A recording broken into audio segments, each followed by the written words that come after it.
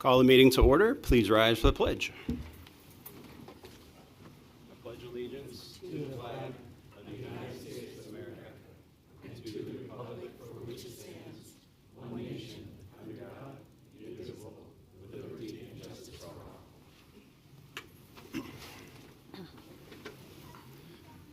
All right, good evening, everyone. Welcome to the November 12th Planning and Zoning Commission meeting. Let's start with roll call, please. Carey? Here. Walton? Here. Stephenson? Here. Schreiber? Here. Wilhelm? Here. Any ceremonies, announcements, appointments, or presentations? Just want to remind everybody that on the November 20th, next Thursday, that we'll be having a special meeting to approve an item on or items on the consent agenda. So just wanted to remind you on that. And you do have the option. We will need one representative. I believe the chair will be here, and the other ones will have the option to phone in. So if we can find out what the tally is at, if we don't already know, that'd be great. Okay. 5:30? 5:30. Okay. Yeah, let's talk about that at the end of the meeting. Okay, perfect. Get that figured out. Cool. Any amendments to the agenda?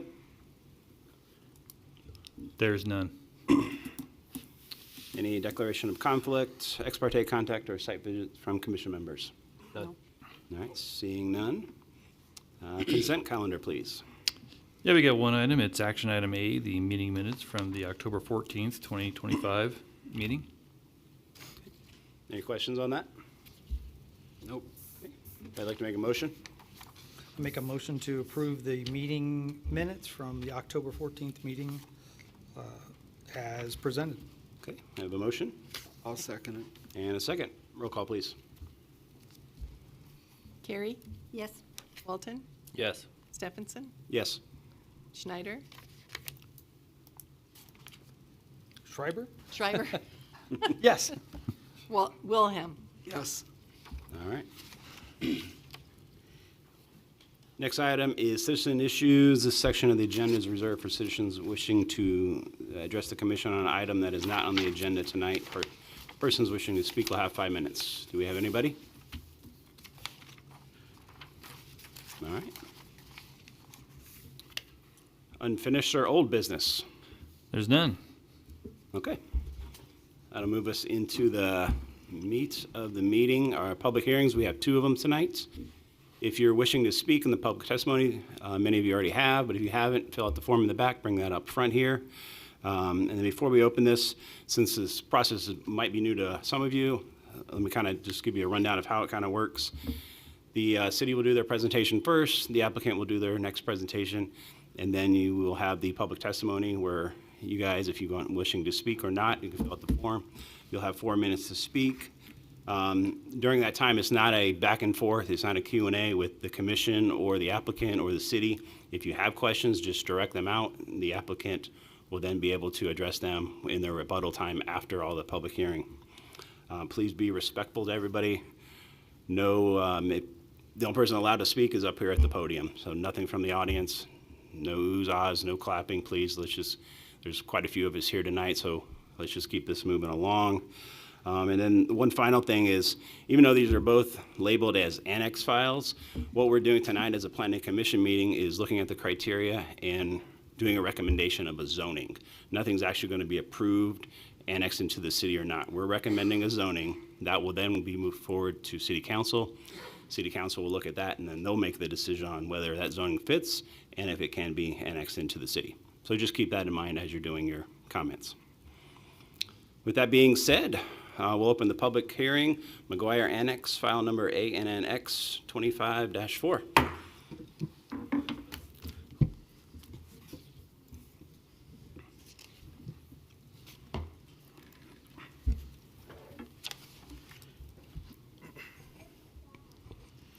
Good evening, Planning Commission. My name is Justin Souter, and before you this evening is the McGuire Annexation, file number ANNX-25-4.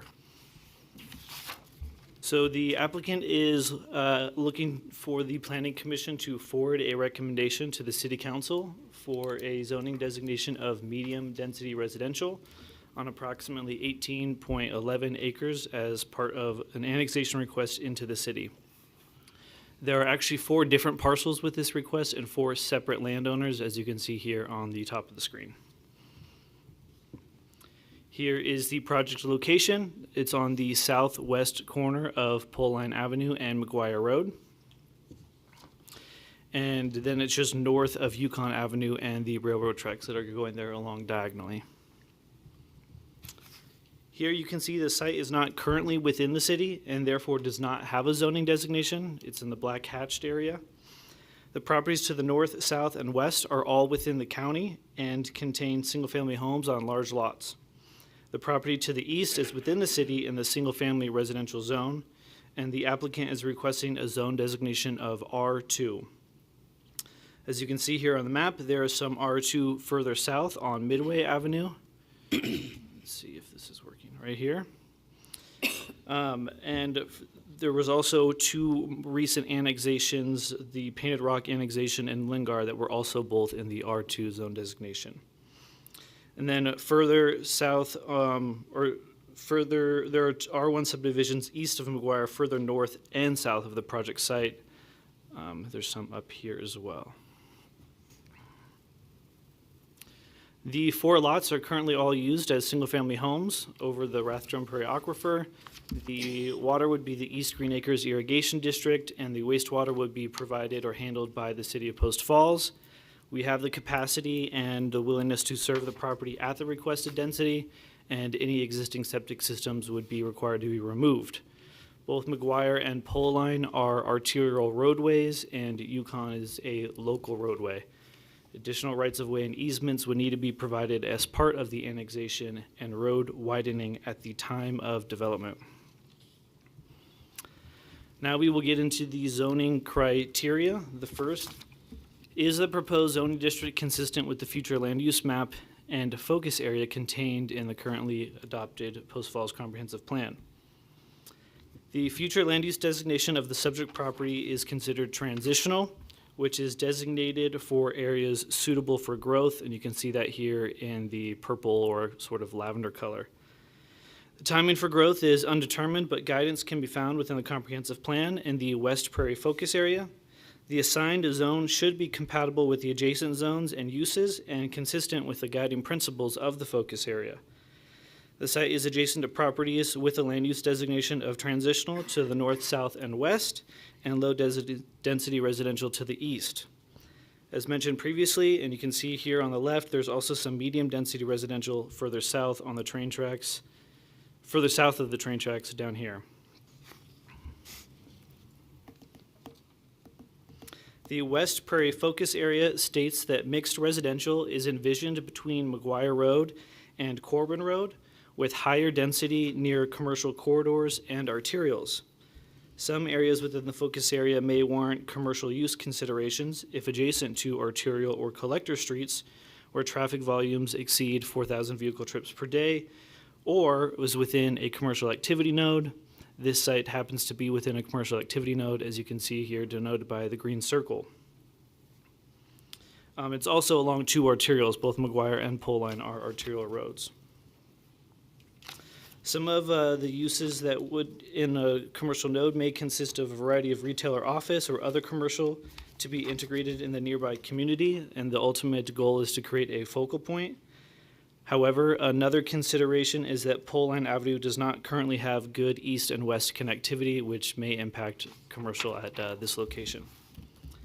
The proposed medium-density residential would be compatible with properties in the immediate vicinity that are utilized as single-family properties, because the R2 zone would also allow residences at varying densities, and the intent of the applicant is to develop this property as detached single-family homes, would be similar to something like Montrose subdivision to the southeast.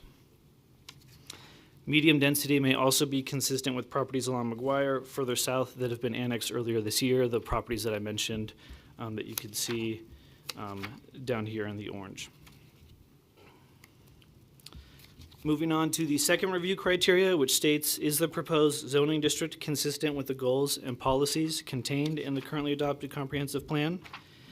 The annexation request is consistent with Goal 1 of the comprehensive plan, which aims to grow and sustain a balanced, resilient economy for Post Falls, providing community prosperity and fiscal health. The R2 zone can deliver attainable housing choices in the form of cottage homes, tiny homes, twin homes, townhomes, or even the typical single-family home, which again is what this developer is intending to do. There are several factors that need to be considered when applying to a new zone designation, and they include future land use mapping, which we've talked about a little bit, as well as the compatibility with surrounding land uses, and then the goals and the policies. So now we'll talk about infrastructure and existing and future traffic patterns. As for infrastructure, sanitary sewer is located within McGuire Road and would be discharged to the Montrose Lift Station. The station has capacity for the required zone and is in conformance with the city's water reclamation plan. And for traffic, McGuire and Poline are both classified as arterial roadways and are currently configured as two-lane roads. Modeling with the current transportation master plan indicates over 70% of roadway capacity is available with the current road configuration. However, to accommodate the projected traffic volumes up until the year 2035, McGuire Road would require widening to a five-lane road configuration, and Poline would be widened to a 3-lane configuration. As a condition of annexation, full urban improvements along both sides of Yukon Avenue would be required, including roadway, sidewalks, swale, curb, and gutter. Still on review criteria 2, the annexation is also consistent with Goal 7, which the goal is to plan for and establish types and quantities of land uses and Post Falls supporting community needs and the city's long-term sustainability. The R2 land use designation may help with community needs and long-term sustainability by providing additional housing. This also goes kind of hand in hand with Policy 15, which the annexation of the subject site with the zoning request would help provide land for future housing needs at a medium density in an area that is projected to be incorporated into the city. Upon subdivision development, roadway and pedestrian improvements would be required and completed, allowing for continuity of roadways and help create future pedestrian connectivities through sidewalks as encouraged by Policy 33. The third and final review criteria: does the proposed zoning district create a demonstrable adverse impact upon the delivery of services? And there have been no identified adverse impacts at this time. Here are the agencies that were notified of the project, and we received comments back from these 5. The majority of them were either neutral or had no comments or would comment at the time of development. We did get one comment from the Post Falls Highway District, and it was regarding access on Poline and Yukon. So the original comment stated that access should be restricted on both Poline and Yukon. We followed up with them after the staff report was published, and you can see that correspondence here. And they clarified that further comments regarding access will come at the time of the subdivision request. Here's the review criteria for you once again. And as it was already mentioned, just a reminder that there is no decision being made tonight. The applicant is requesting the Planning and Zoning Commission forward a recommendation of zoning of R2 to the City Council for consideration. So that concludes my presentation. I'm available for questions should you have any, and then the applicant is here as well. Any questions? I have one question. You said that the future of McGuire and Poline would be expanded to 5 lanes and 3 lanes, but I missed the timing on that. The projection? Yeah, the projection was looking at traffic up until 2035. Okay. But I believe that as a condition, let me look at the conditions again. Also, we have Rob Paulus here, city engineer, and he might be able to go into a little more depth regarding the timing of. No, I just was Okay, curious. but yes, McGuire I just 5 missed the detail. lanes and Poline would be 3 lanes. Perfect, thank you. Well, McGuire's going to be shut off here pretty soon, isn't it? At the end of McGuire, you won't be able to drive through there anymore. Is that right, Rob? I'm going to defer to Rob on that one. Good evening, members of the commission. Robert Paulus, city engineer. McGuire Road is going to be closed off in the next year at Highway 53. That will change how modeling impacts the area. We are doing that and analyzing that with our transportation master plan update. The anticipation is that the traffic flows on McGuire will probably go down. However, at this time, I cannot give you advice as to how to move forward based upon a transportation master plan update that has not been accepted by city council or had a public hearing on it to be accepted or denied by city council. So I'm going off of what is the currently adopted city's transportation master plan, which looked at traffic through 2035 and what the model results would have. That in mind, whether it's a 3-lane arterial or a 5-lane arterial, we require the same amount of right-of-way, which is the 55-foot half-road right-of-way. So we can cover what's needed, and there's room to expand to a wider road if necessary as well. That's a little bit more than what you asked, but I hope it gives a little bit better. Well, and then overview. pole line, 3 lanes? Pole line is anticipated to be a 3-lane arterial from Pleasant View Road to McGuire. God, I remember when that was a cow trail. So, but, Our master planning is also anticipating a future traffic signal at Pole Line and Pleasant View as well. yeah, I don't see the 5 lanes if they're gonna turn off McGuire, but I see that you're going on what you're I have to in go front of off you right of what's now. accepted right now. Right, so, okay. Any other questions for me while I'm up here? Questions? Yeah, oh, I have a question. You can sit down and come back. Didn't we already, our commission approve that corner up there, and then didn't city council shut that down? Did we do that last year? The corner of I think you're talking about the Briner. McGuire and Pole Line, that corner. Yeah, the southwest corner, there's a 5-acre piece. It was the Briner annexation. The P&Z forwarded recommendation of zoning to it, and it went to city council, and then that was denied. Now, this is a completely different application, and so we'll be looking at this one as well with its own credence based off the criteria on forward zoning, and then council will then have its druthers on how it reviews this record. Okay. How does the commercial node designation impact this? Because it doesn't seem like R2 fits a commercial node. Once again, the R2, the commercial node, when we did our last comprehensive plan, we were looking at eligible locations that could form additional residential locations and or a potential facilitated commercial node. Not saying it was a mandate by any means, and that's why you have the goals and policies and items stated in those focus areas. That's where, when Justin brought up the east and west connectivity, that plays a role in the viability of commercial. If they're looking at the transportation master plan long-term, Pole Line Avenue may not be planned to go further east than McGuire. And if that's the case, then it may have some down the road, north-south, but I think it opens up the discussion to contemplate other uses than commercial on that due to the unknowns of Pole Line. It would take a bridge structure to go over the railroad. They're highlighted in blue. Mm-hmm. So it would take an expensive construction effort and investments on that. And so I think what they're looking at in their transportation master plan is the viability of that, and is it a needed object? Okay. Thank you. Any other questions? Invite the applicant up.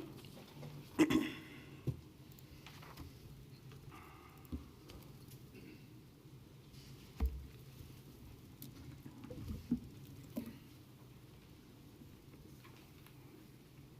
evening, Commissioners. I see I got the date wrong. My name is Ray Kimball. I'm an engineer with Whipple Consulting Engineers. I'm here tonight representing the owners, the 4 owners. As you may notice, this was a cobbled together application, so it's taken quite a bit of effort for us to come together to get these 4 owners in this annexation. So as you can see here, this is the project site. These are the 4 properties. It takes quite a bit of effort to put these kinds of properties together.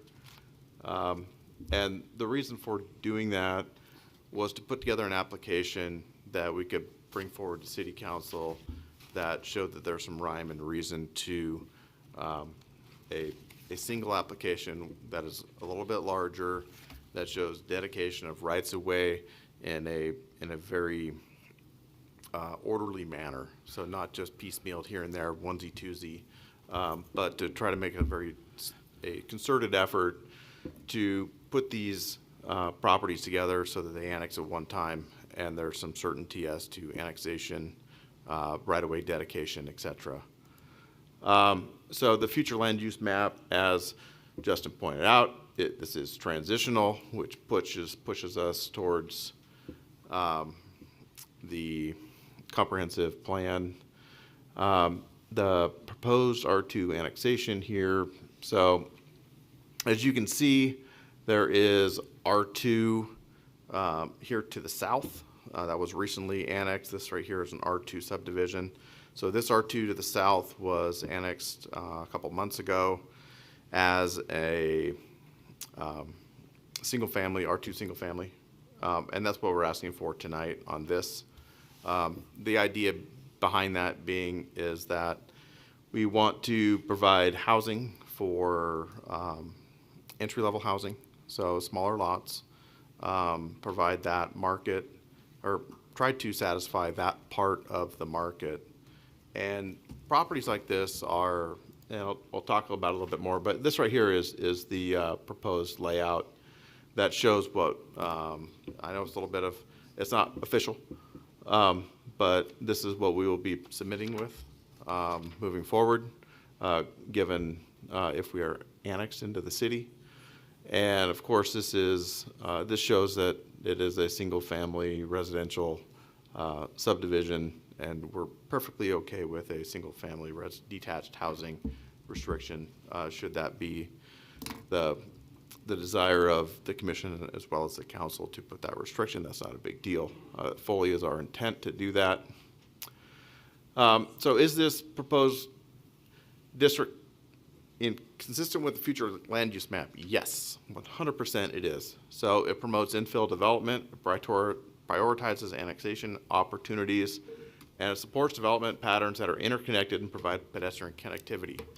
One of the pedestrian connectivity points that we want to point out is that this is we're putting in over, well, so just on McGuire, when the subdivision comes in, it'll put in over a quarter mile of pedestrian pathway in an important pedestrian corridor that is, so right now, any kids walking down that part of the street get to walk in the street or on the shoulder or off the shoulder. And so being able to develop that quarter mile of road gives pedestrian connectivity, important pedestrian connectivity to the south. It doesn't do it all the way, but it does a good chunk of it, and that's important. So we get what we can when we can, and that's an important thing. When it comes to infill, so there we are. That is the yellow. So in the green, you can see the county zoning. And I'm going to move forward. So this infill development right here, this speaks to, so you can see the light, or the green here is City of Post Falls. This is the current City of Post Falls area. And except for this tiny little piece right here, that is an island. So this is by definition infill development. It's within the area city impact, and as you know, by definition, the area city impact is the area where the city can expect to grow. But no one is required to annex into the city. They are just have the opportunity to do so when they are connected, and if they want to, they can come to the city and say, hey, we'd like to come in. And that's what we're doing here tonight. This is the classic infill development area of the City of Post Falls. This is the Central Island. And what you see there in red is you see all the 5 acre plus parcels that are in that area. And there are over 200 properties in the Central Island, and only 19 of them are by themselves easily developable as some sort of a single-family residential. You'll see probably, I think tonight, the other item on the agenda is a similar to ours, where they cobbled together several properties in the Central Island in order to put together what would be a easily developable piece of property. So by comparison, between Corbin and McGuire and south of Pole Line, of the 55 properties that are there, only 5 of them would not be easily developable, which shows you really where's the land in our area city impact that is not greenfield development, the 5 and 10 acre parcels. Where is that available? Where water's available, where sewer's easily available. And that points us in this direction. So this is infill development. And so with regards to the goals and policies of the comprehensive plan, we want to work to improve street connectivity in the city of Post Falls. So, and a big part of that is building our arterial streets. So when we have the opportunity to annex arterials and collectors, or properties along arterials and collectors, they come with right-of-way and easement. And the big question, a prior city engineer, once upon a time when I had a lot less gray hair, I asked the city engineer at the time, why don't we just annex the entire island? Why don't we just do that? And he looked at me like I was stupid, and he said, because we'd have to buy the right-of-way in order to widen the roads. And when people volunteer to annex, the right-of-way is given to the city. And then when the follow-on subdivision is built, the right-of-way improvements are done at no cost to the city. And those are big benefits. So moving towards that, so as staff mentioned, Pole Line and McGuire are both arterials. This right here is the cost, inclusive of right-of-way dedication or right-of-way cost, as well as construction costs to build the frontage. That's today's cost is $681,000 of infrastructure that upon subdivision and construction that the city gets for free. If we escalate that at 2% to 2035, that's an $832,000 benefit.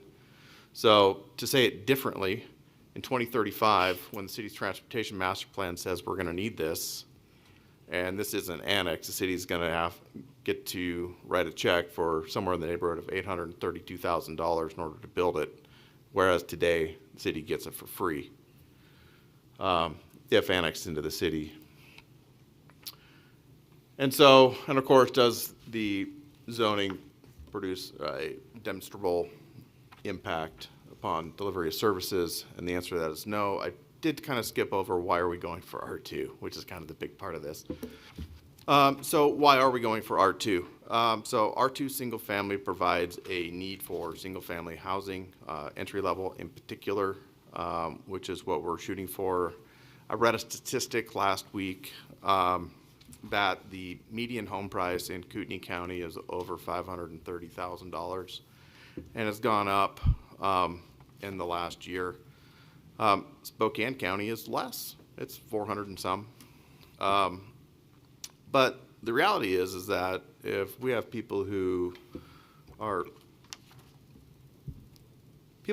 move here, move this area, have an opportunity to pick anywhere they want to move. And so they're moving here on purpose. They have the ability and they can afford it. Those folks who are kids and our grandkids. I heard once one of my clients said that if he wants all of his children and grandchildren to stay in this area, that it's going to need 27 more homes just for his children and grandchildren to stay in the area. And that really hit home because that's 27 homes that one guy who's been here for 50 years is talking about.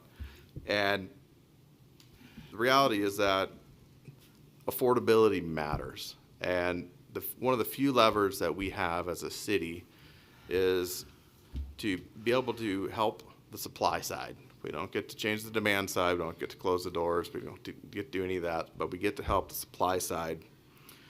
And in order to do that, annexing properties like this with this R2 single-family designation provides the city the opportunity to move the needle on, or at least hold the needle a little bit on home prices in this area, provide opportunities for affordable homes, and I almost choke when I say that, but at least attainable homes that are available for those people who have grown up here and maybe have grown up here, moved away, and want to move back and raise their family here. And I think it's really important for young families to have this opportunity, and this R2 zoning meets all the criteria for annexation as R2. It meets the comprehensive plan. Commissioner Schreiber, to answer your question about the commercial node, if it wasn't answered better by staff, we feel that because at this time, because of the lack of traffic on pole line, that is not a viable at this time. That southeast corner, that's currently the Steinmiller Farm operation. That's the location where that's their shop location. And they plan on using that for the foreseeable future until they just stop farming. And at that point, I would expect that if the traffic is high enough to generate a commercial node, a need for a commercial node in that area, that would probably be the right time and the right place. It's on the correct side of the road. It's on the going home side. Hang a right when you're going home. So that'd be the correct spot for that. And other than that, I'd like to answer any questions you might have, if you have any. Any questions for the applicant? Nope. No questions. Thank you. Thank you.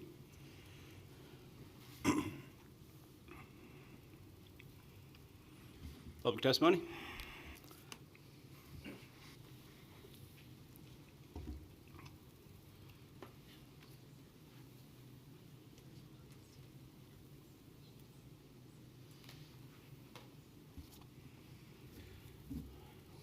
Okay.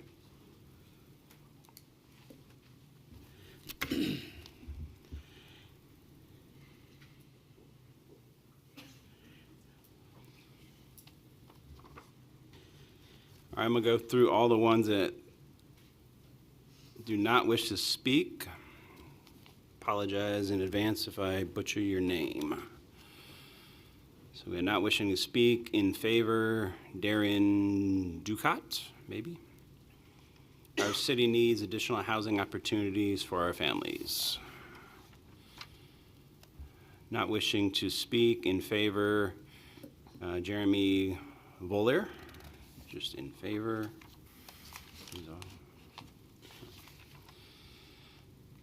Not wishing to speak in favor, Felix Olenek. In favor of this annexation and rezone, the improvements in the right-of-ways will benefit the surrounding area and everyone that drives down McGuire. Not wishing to speak in opposition. Let's see.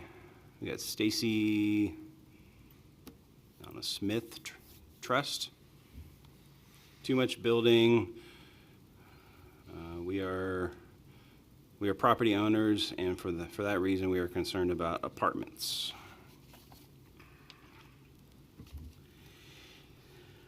Cheryl Mossberg, see attachment.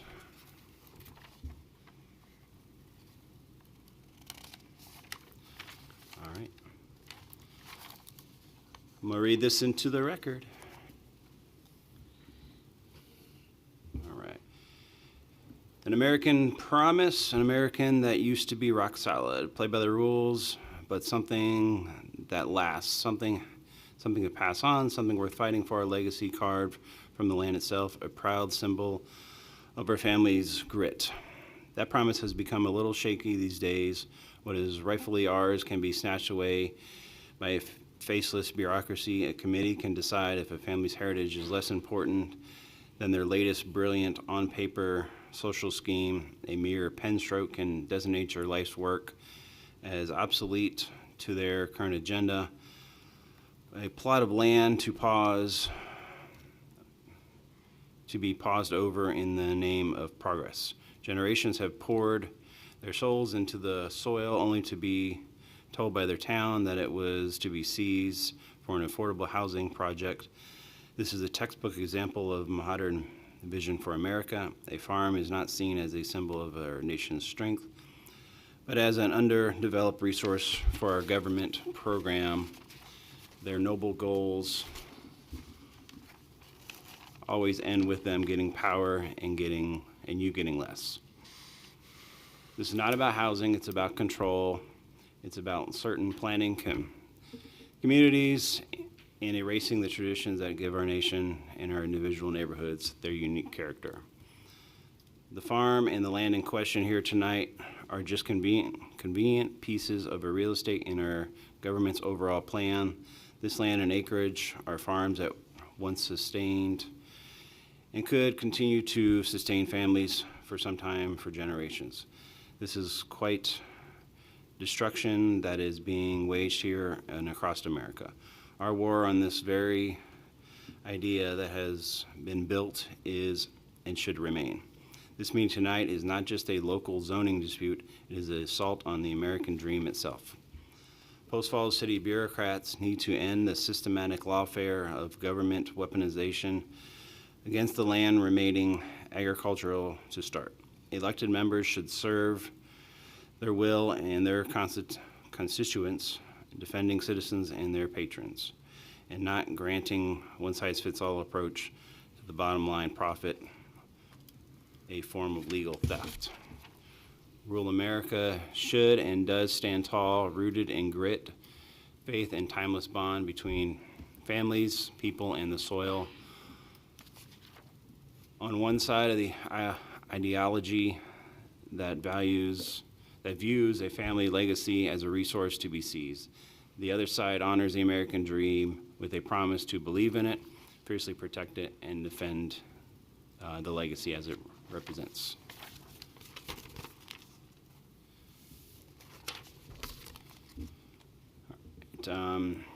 Not wishing to speak in opposition, is Paulette and Glenn Cooper. We do not want this annexation.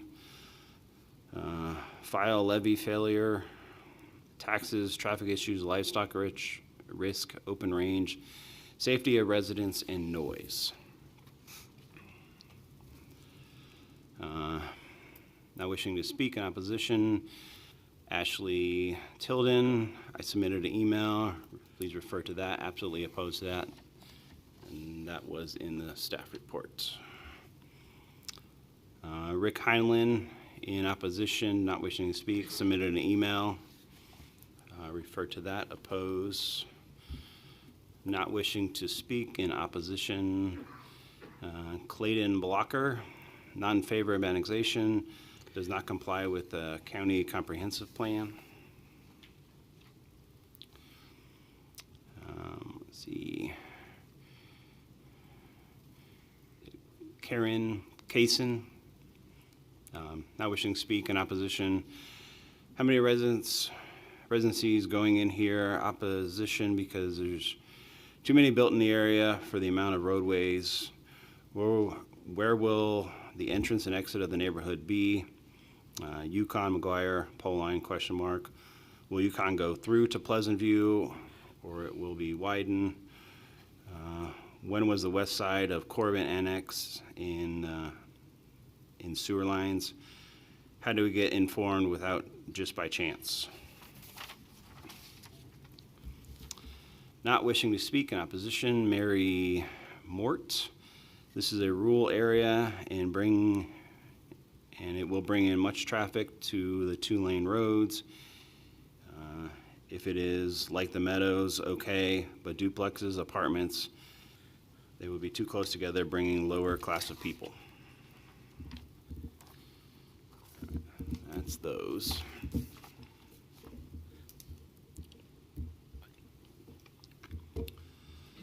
All right, wishing to speak. In favor, John Rudesbo.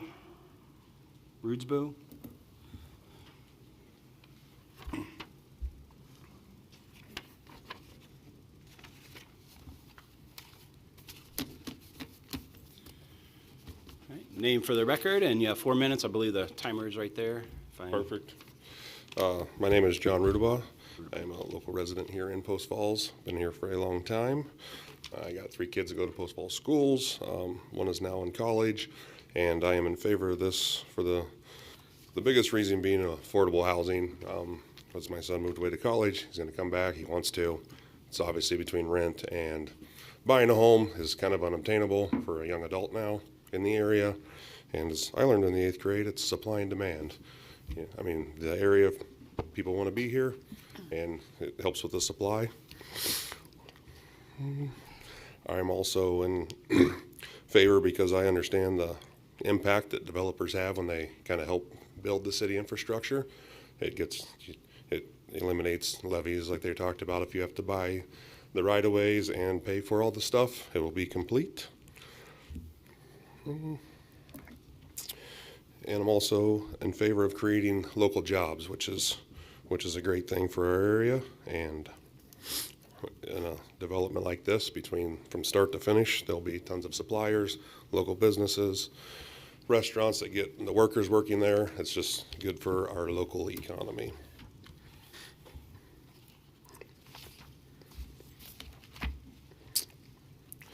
I hope the commission sees the benefit to the city and the community and will approve this annexation request. That's all I have. Okay, thank you. Thank you. Wishing to speak in favor, Wade Jacklin.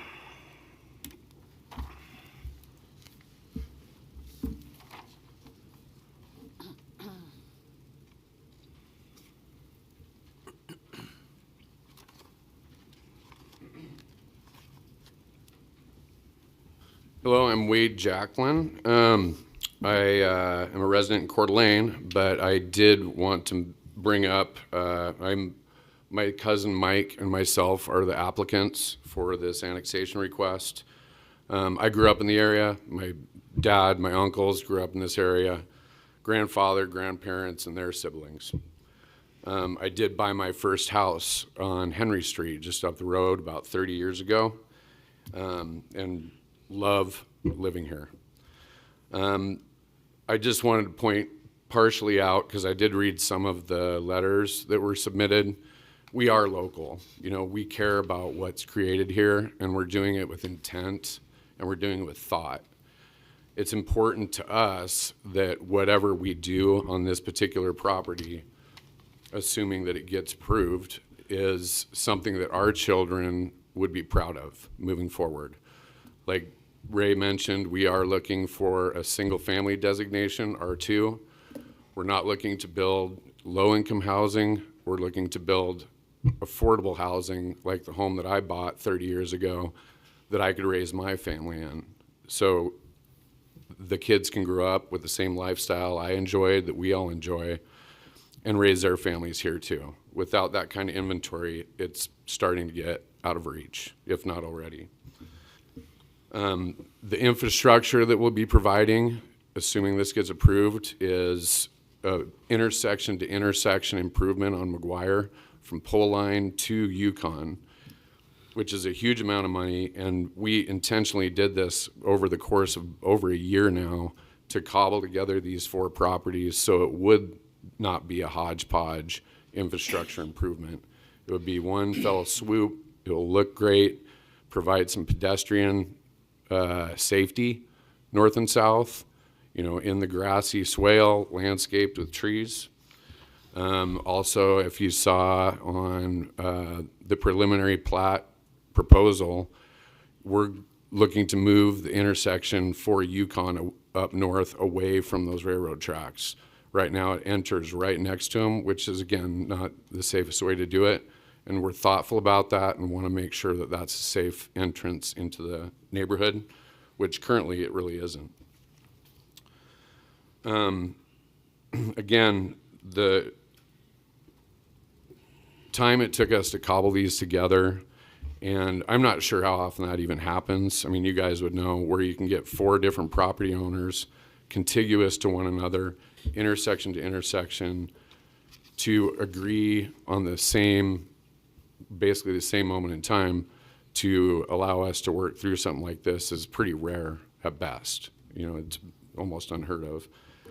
So with that, I'd just like to remind everybody, we are locals. Cousin Mike and I, we're open to have conversations with you after. Obviously, if this does get recommended for consideration by this council, we're happy to visit and explain exactly thoughts or clarify anything that you'd like. The one other thing that'll happen that I think Ray probably had on his spreadsheet up there about the cost savings for the city is the movement of the Avista power poles that go up and down McGuire as well as on pole line to get them out of the future right-of-way for the McGuire expansion. So again, hope that you guys can see the benefit. We are looking to do good things that will last and be positive for the community. Thank you. Mr. Jacklin, you're the applicant. I can ask you a question. Well, Commissioner Wilhelm, so the applicant already had a representative up. If we open this up to questions, it's a little out of character over the way we normally do things. Perhaps if you have a question at the end, you can address them back to the applicant upon his rebuttal. Okay. Sorry, I think that would be appropriate. Okay. thank you. Thank you. Wishing to speak in favor, Amy Gilmore. Hello. Oh, can you hear me? Hello. Yeah, here you go. I'm Amy Gilmore. I live in Post Falls. I live just north off of Howell in like Prairie Meadows. So I have 5 kids from freshman in high school to 2 kindergartners, and they beg to walk to school. And they cannot walk to school safely in that area. Just right there is cars coming out of Yukon and then the railroad tracks. So they have to go. I will drive them to the LDS church on Midway and then let them walk to school. So for us, it would just be a benefit to improve that area. Just safety, and it is ready for improvement, like all on the one side is happening. So that's mostly what I wanted to say. And it's local developers who are gonna be here and make it nice. And the savings to the city, but mostly just safety for my kids who are begging to ride their bikes to Corbin Park to fish. And I'm like, wait, no, there's no safe way. There's not even a little trail, like on Chase, there's kind of a trail that they could go on, but right there's nothing. It's just the road. You're not really even looking for kids if you're driving. So that's it. Cool. I just hope they can improve it. Thank you. All right, thank you. Wishing to speak in favor, to Charlie Renz.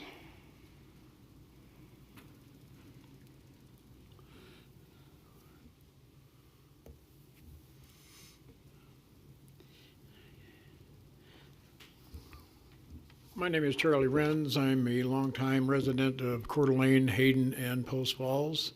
I'm in favor of this program here because of the things that have already been mentioned this evening.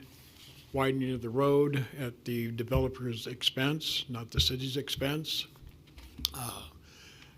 Meeting the criteria of the comprehensive plan with sewer virtually in the street.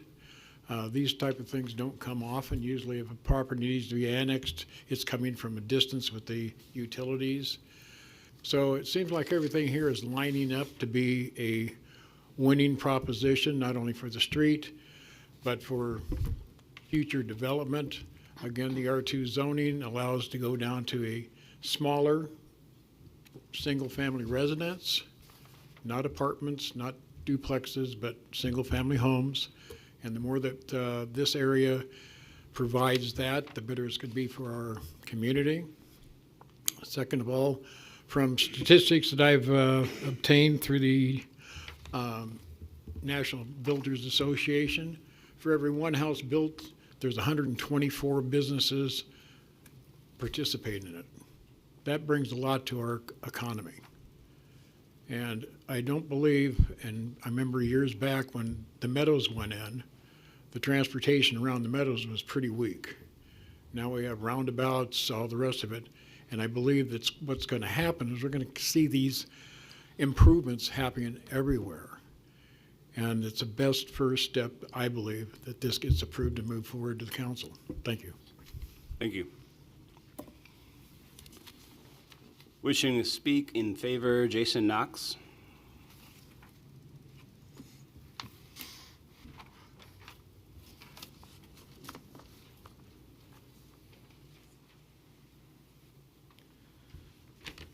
My name is Jason Knox. I'm actually a resident of Rathdrum, but I would like to be a resident of Post Falls if I could afford it. Mr. Chairman, members of the commission, thank you for your time tonight.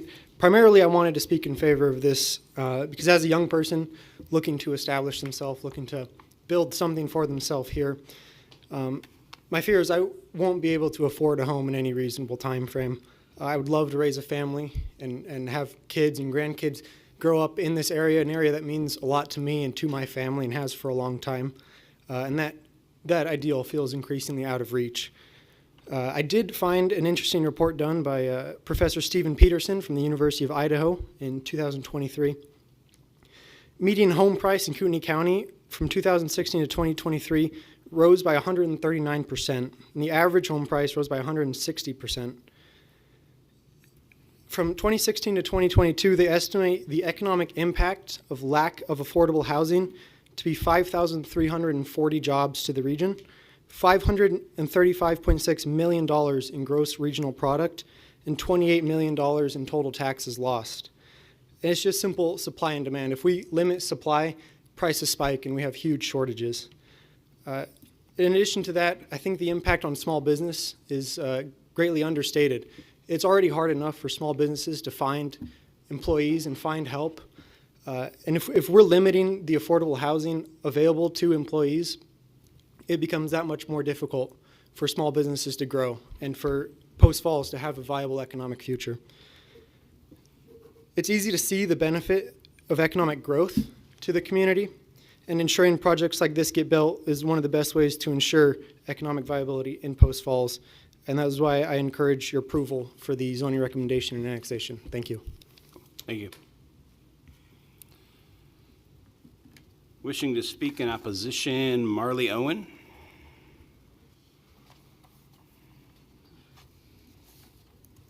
Hello. Good evening. My name is Marilee Owen. I'm a direct bordering neighbor to the proposed annexation site.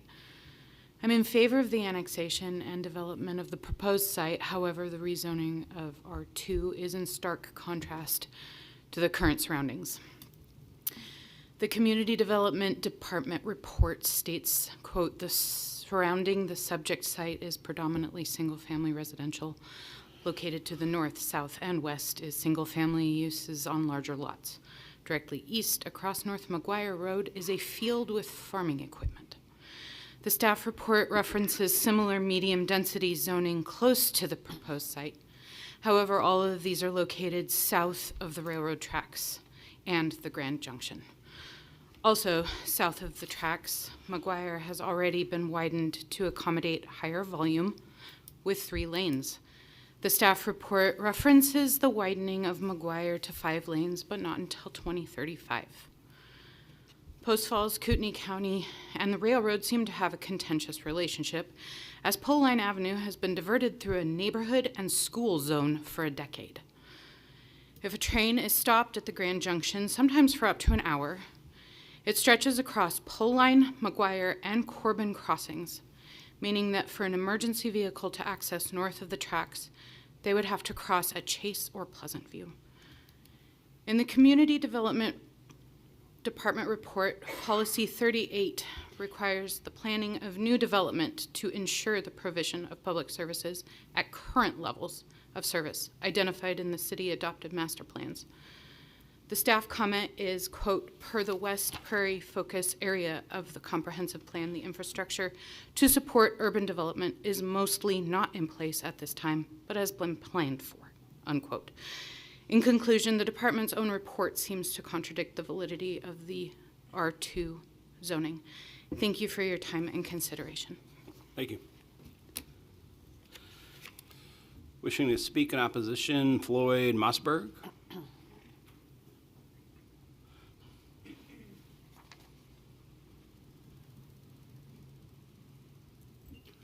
Thank you for the opportunity to speak. I live on Yukon.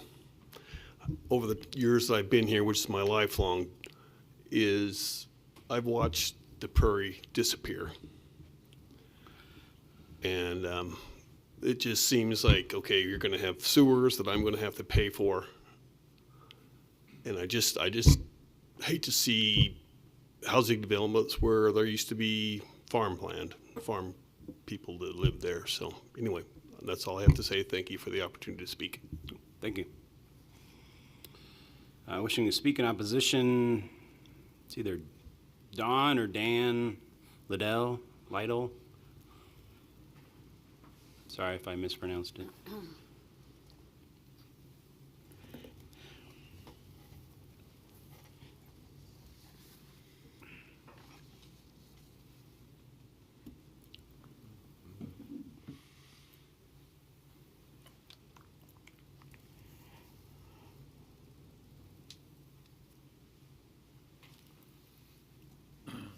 Thank you. My name is Don Liddell. I live about midway between Corbin and McGuire on pole line. I don't understand a couple of things here. One, this property was petitioned to be zoned for single-family homes just shortly ago, a couple months ago, and it was denied. And so now it's being up again. And instead of single-family homes, they want multi-family homes. Plus, they want to annex it into the city. I pretty clearly remember recently, or earlier this year, a statement on the front page of the Post Falls Express, I believe it was by Mayor Jacobson, that there were not going to be any more boundary expansion of Post Falls just for development for at least the rest of this year. And just like both Yukon and Pole Line are not paved roads, they're just chip sealed with a little bit of gravel under them. I would question whether they're going to handle the traffic or not. And on a personal thing, I purchased that property because it was zoned sub-agriculture, and I bought it to retire on. And if I wanted to live in the city, there was many opportunities to buy a place in the city. That's not what I want, and I still don't. That's all I have. Thank you. Thank you. Wishing to speak in opposition, Alan Horning.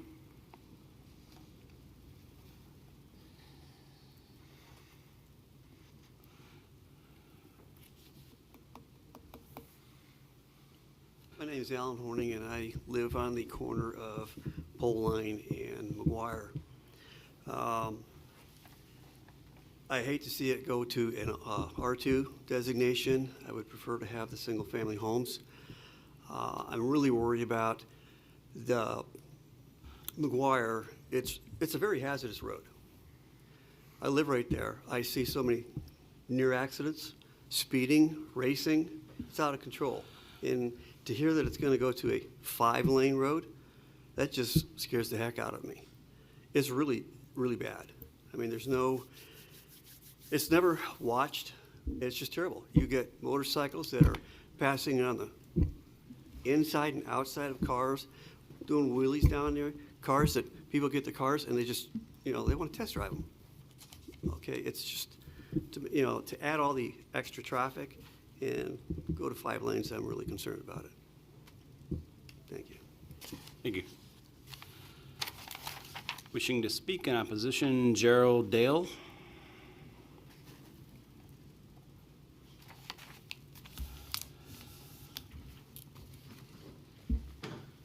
Good evening, and thank you for the opportunity. My name is Gerald Dale, for the record.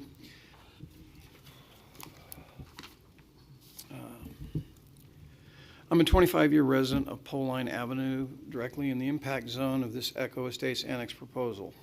Just in case my following remarks don't conclusively convey my opinion, I vote no and am opposed to any annexation, and especially the R2 zoning. This proposal is 4 times bigger and twice as offensive as the Brainer Annex that was previously shot down by the City Council. Even with the engineer of that previous proposal saying R1 made more sense, I would ask this body what changed? Why is this even being considered? The opinions expressed by the voters in the recent election last week for mayor and city council shakeup, the fire levy failure, all three of your own surveys from the SJC Alliance Group at the Post Falls Days, the existing comprehensive plan for the city and county, along with all of the council's comments on the denied Briner proposal, clearly show that enough is enough with the high density, and clearly this particular one is a bad idea and not in the best, and I quote, not in the best interest of the city, much less the surrounding residents.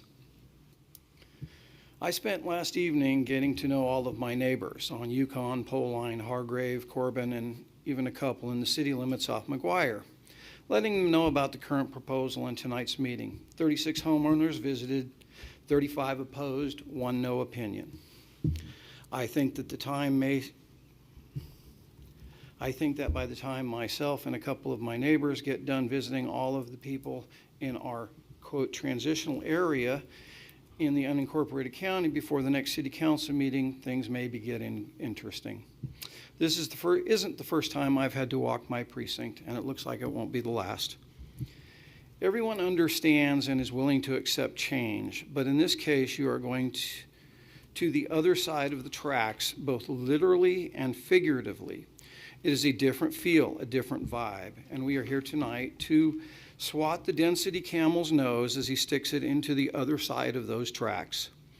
This is a unique area. Again, read your own comp plans, listen to your own council's members. It is going to be so piecemeal that no formal plan can be made or implemented.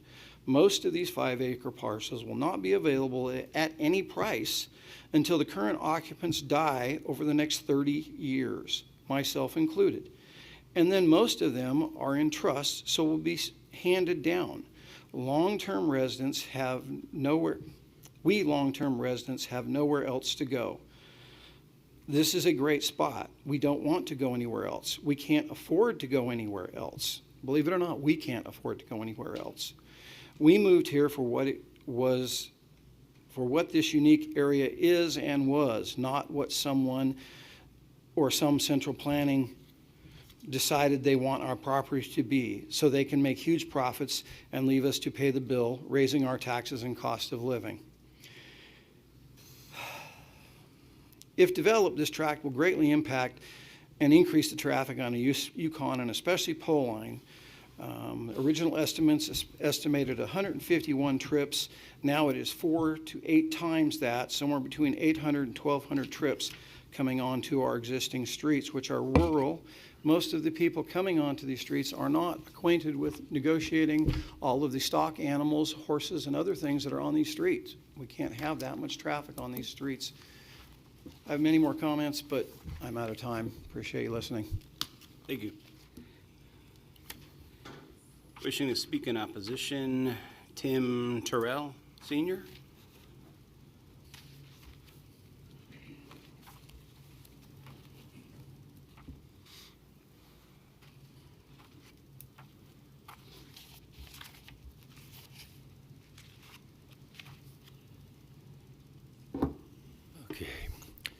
Yeah, my name is Tim Terrell, Sr., and I live on 2855 West Yukon Avenue, so I'm just west of this proposed annexation. And my family has owned the property since 1988, my folks, and several years ago I built a new home on there, and I used to live in Hayden Lake. And the reason my folks moved out there was used to live right where Winco is at now, and that was annexed into the city. And so when we back out to the county, we moved out there. But in response to some of the accounts in respect to the engineering firm, and also before I mention that, Mr. Wilhelm mentioned, yeah, it was denied, and that was when Dobler Engineering, like my neighbor, Mr. Dale said, what's changed? So, other than it's just bigger. And then in response to the young lady said her children could walk on the sidewalk. Well, that's nice, but that just be on the annex side. The east side, which is, I guess, Jacqueline, when is that going to happen? 2035? So, and it's just piecemeal checkerboard as far as safety and pedestrian. But I probably should throw a caveat in here that I'm retired, 35 years with the Idaho Transportation Department.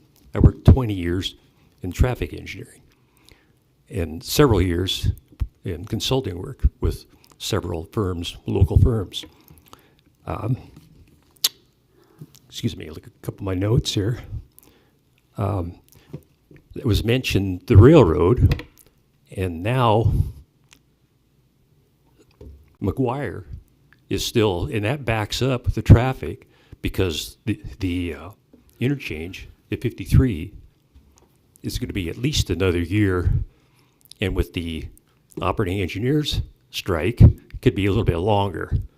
So anyway, that traffic backs up from McGuire past Hayden Lake when there's a train. So that's a good half mile. And you'll see the same thing right now at the UP. The UP is a primary line there. And so the traffic backs up from that. And it's correct, Yukon, the old design, it's right next to that. So it is a challenge for emergency vehicles to be able to get to us. Also, there's I didn't see it, it was turned off by the planner here. There is Yellowstone pipeline, but there's also a natural gas line that runs east-west parallel to it, south of it there, through the middle of our properties there between Pole Line and Yukon. So I'm not sure how that's going to be addressed because you can't build over the top of that. But lastly, is if I, again, speak in denial of this, it's just not time. It's about 2 years at least, in my opinion, to be looked at, to be annexed into the city. And so thank you for your time. Thank you. Wishing to speak in opposition, Debbie Voka.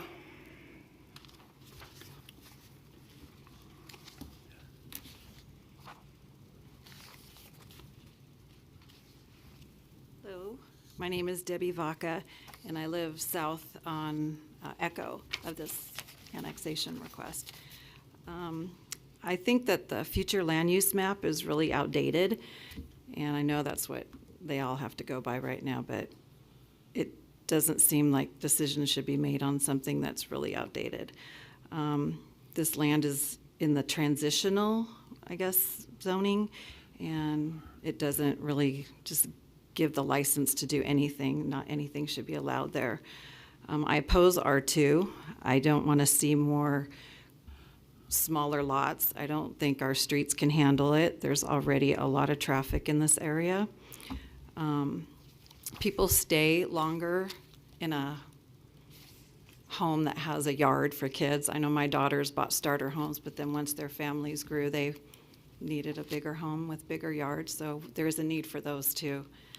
I don't think growth should be driven by the developers that they talk about making affordable housing, but really it's just about their profit. And it should be, growth should come with a lot of forethought for the future and the benefit of those who already live here. I want to thank you for the opportunity to speak and just encourage you to listen to the people who live here, not the developers, because they sure wouldn't want all this happening in their neighborhood. Increase of traffic, increase of noise. You know, it's nice to talk about it being so great for other people, but what would they say if it was their neighborhood? And this walkway, if McGuire's going to be widened, why are they going to bother putting in a walkway right now? So, thank you. Thank you. Wishing to speak in opposition, Jacobs Sink.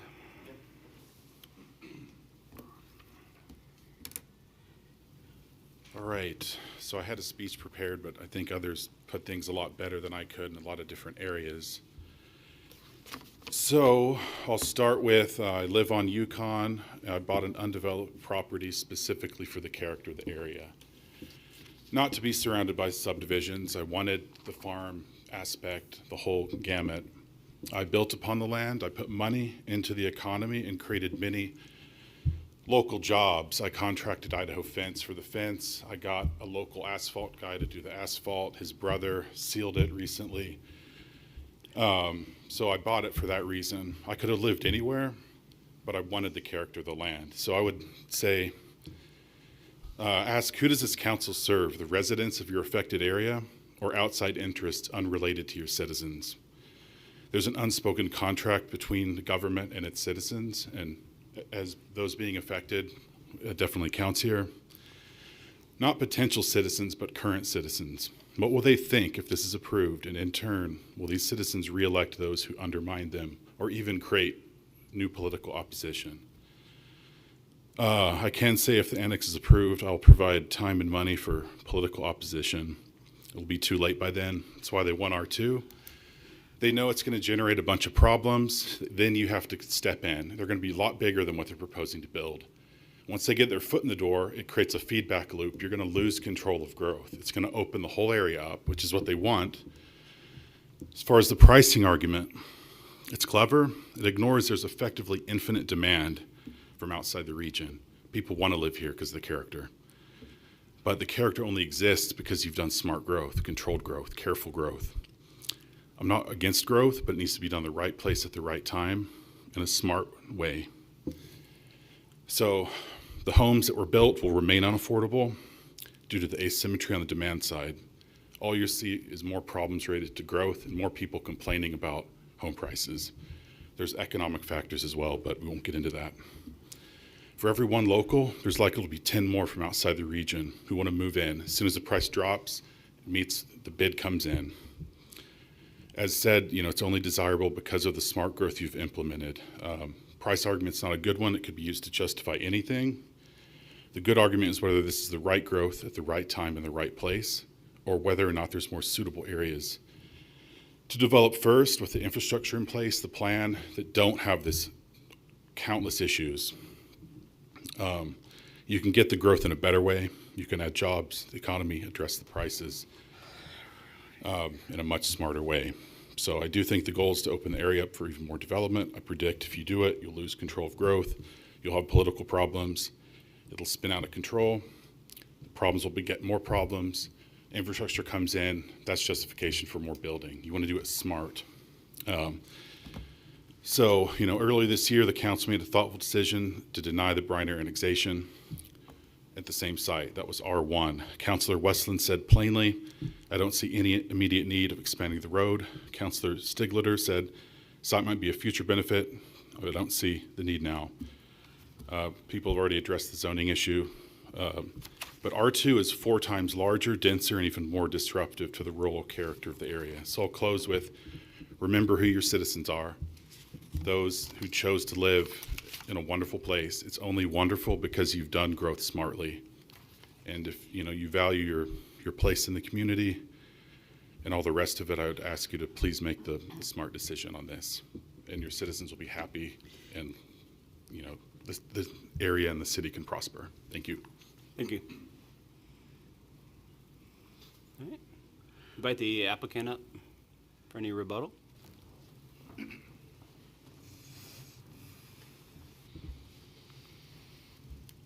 Thank you, Commissioners. Ray Kimball again for the record.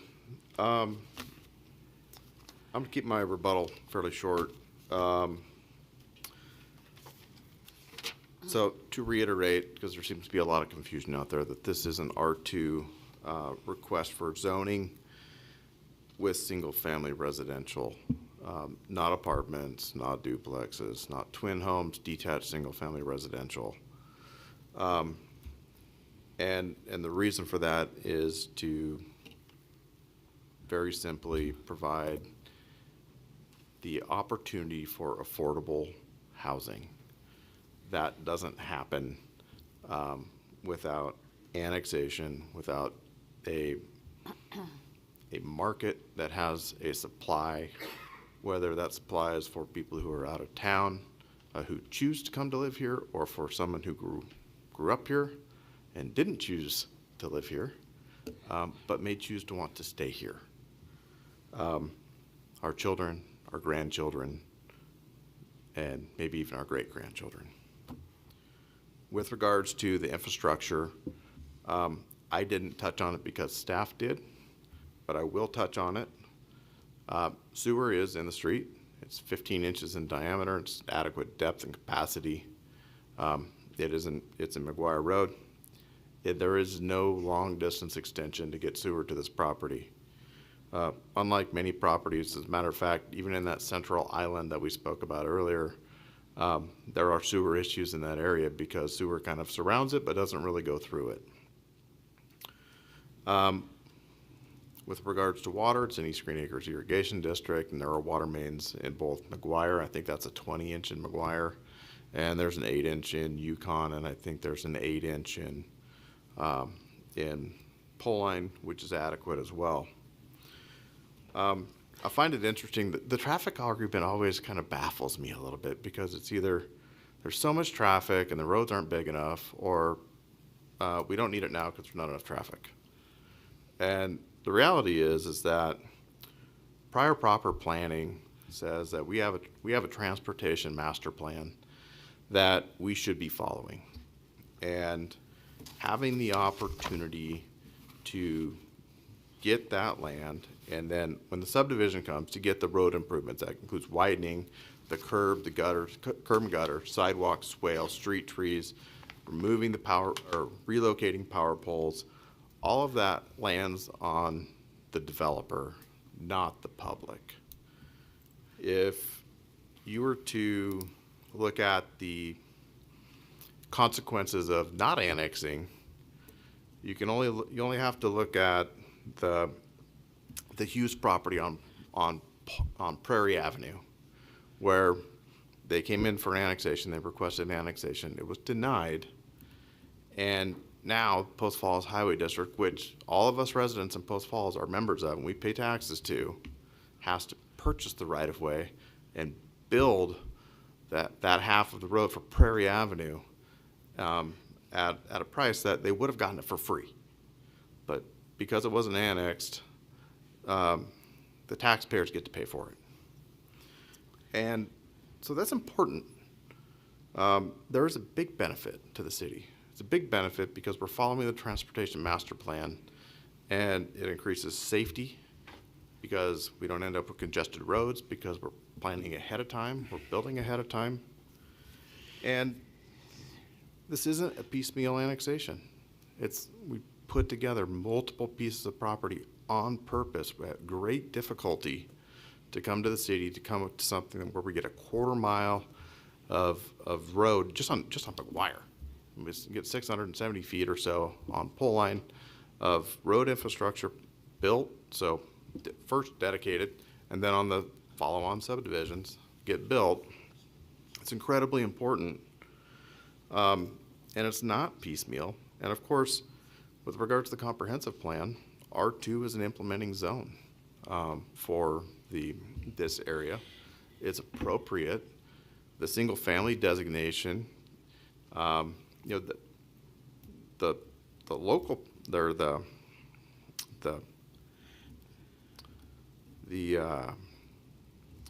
area plan, the sub-area plan, speaks to that there should be higher density next to the arterials and lower density as you move away. And so the R2 gives us slightly smaller lots, slightly more density, but really what it does is that it allows for us to provide a need for the market that is almost mirrored across the street to basically the exact same density that you see in Montrose. And it allows for an orderly growth in the city of Post Falls, because if you ask where is a more appropriate place for the city of Post Falls to grow to produce a supply of housing, there is no more appropriate spot. You can't find a better spot where someone is willing to come into the city, because that's the key, right? So no one's asking any of the people here, the neighbors, to come in.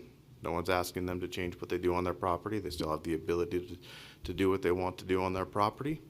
They have their property rights, and no one's asking them to do anything different. My clients are asking to come into the city because they want the ability to receive city services and the zoning of R2, allowing for the follow-on development. And with that, I'll take any questions you may have. Was your question answered? And I It guess, it was answered, but I'm going to say it again so everybody can hear it. well, I guess as long as this is like a clarification, we're not going in any kind of muddy waters. Hit your button. I'm sorry, if we could stick with what's already addressed and we don't introduce new stuff. It's we'd not have to new. take- He's already said it. I All just right. want to reiterate it. As he said, I mean, some people out here might, they talk about apartments, duplexes. This is no duplexes, no apartments, no twin homes. I mean, I'm not saying that I'm in favor of this whole thing, but just to let everybody know it, that's what the developer has said and his engineer, correct? That is correct. That is what we were proposing. Okay. Nothing other than that. I have a question, but I don't know if it would be you or one of you guys on two things on that.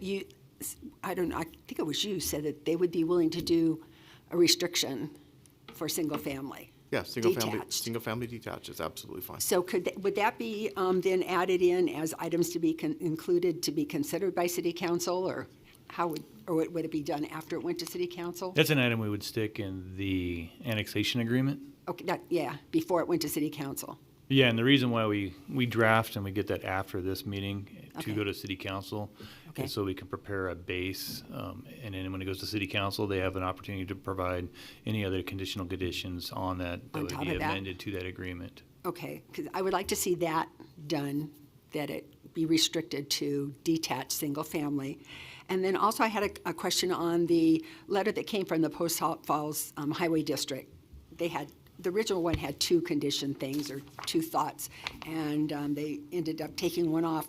But the part that's the annex of the portions of West Poline Avenue and West Yukon Avenue, that the city annexed those in also, should that also be included? That's typical protocol with annexations. We go across the street, so we would go to the north line of the pole line or the east side of McGuire, and then they had an issue with Yukon, but we met and talked with them. Saw that. And at the end of the day, that's a solution that would be better handled at the time of development, because the intent is, from staff's perspective, from a safety perspective, is to get Yukon away from that proximity to the railroad corridor, as it would be a safer end for all. Okay, so but the pole line and Yukon thing would be taken care of automatically? Yeah, that's a comment they made, but that's typical practice for us within the city. When we bring in annexations, we go to the opposite side of the road. Okay. And to answer the question, our application, the legal description that we provided to the city for the application, does go to the opposite side of the road, so we anticipated that. Okay. Just one point of clarification. You've said, made it clear on the R2, no duplexes, no apartments, none of that multifamily stuff that we've heard a lot of the concerns about. Could you speak to the room on some clarification on single-family detached, what exactly that means and what? Sure. What does single-family detached mean? What that means is, if you were to drive down Pole Line, go east on McGuire, and go to the school, east on Pole Line from McGuire, and you get to Grand Junction, and you start going through the neighborhood, and you see that those homes there, they're all on the 50 to 60 foot wide lots that Greenstone is currently building. That is what that means. They're single family houses. They're not attached, meaning that there's no common walls. So they're houses on their own lots. They meet the city setback standards. They meet the lot sizes, meet the lot standards. From minimum lot sizes, all of that, that's what that means. It's a typical single-family subdivision that you see in Post Falls. And the difference from what it was, the prior annexation request, the Briner annexation versus today, is that this allows for 50-foot wide lots, which is what a typical, if you will, starter home. So most builders with their starter homes have a 40-foot wide product. A 40-foot wide product would fit on a 50-foot wide lot. when the R1 has a 60-foot wide minimum, which takes up an extra 10 feet essentially for their starter homes, which adds for a third car option, which is kind of nice sometimes. But starter homes a lot of times just don't, when you're looking at budget, that third car is the it's a luxury item, not the thing that we're shooting for when it comes to the affordability part.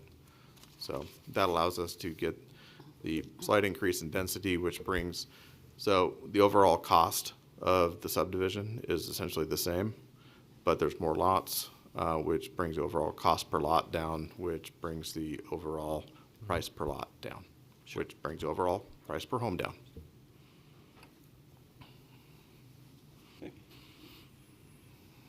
Thank you. Thank you. Okay, thank you. All right, we'll close out the hearing, and we'll look at our review criteria. And just as a reminder for everybody, the review criteria we're looking at today is just what zone this could be if it is annexed into the city. It's a zoning recommendation that will go to city council at a future date. They will look at it based off the zoning recommendation tonight, and then make a decision on if that zone is correct, and if so, should it be annexed in. But tonight it's just the zone, and it's just a recommendation.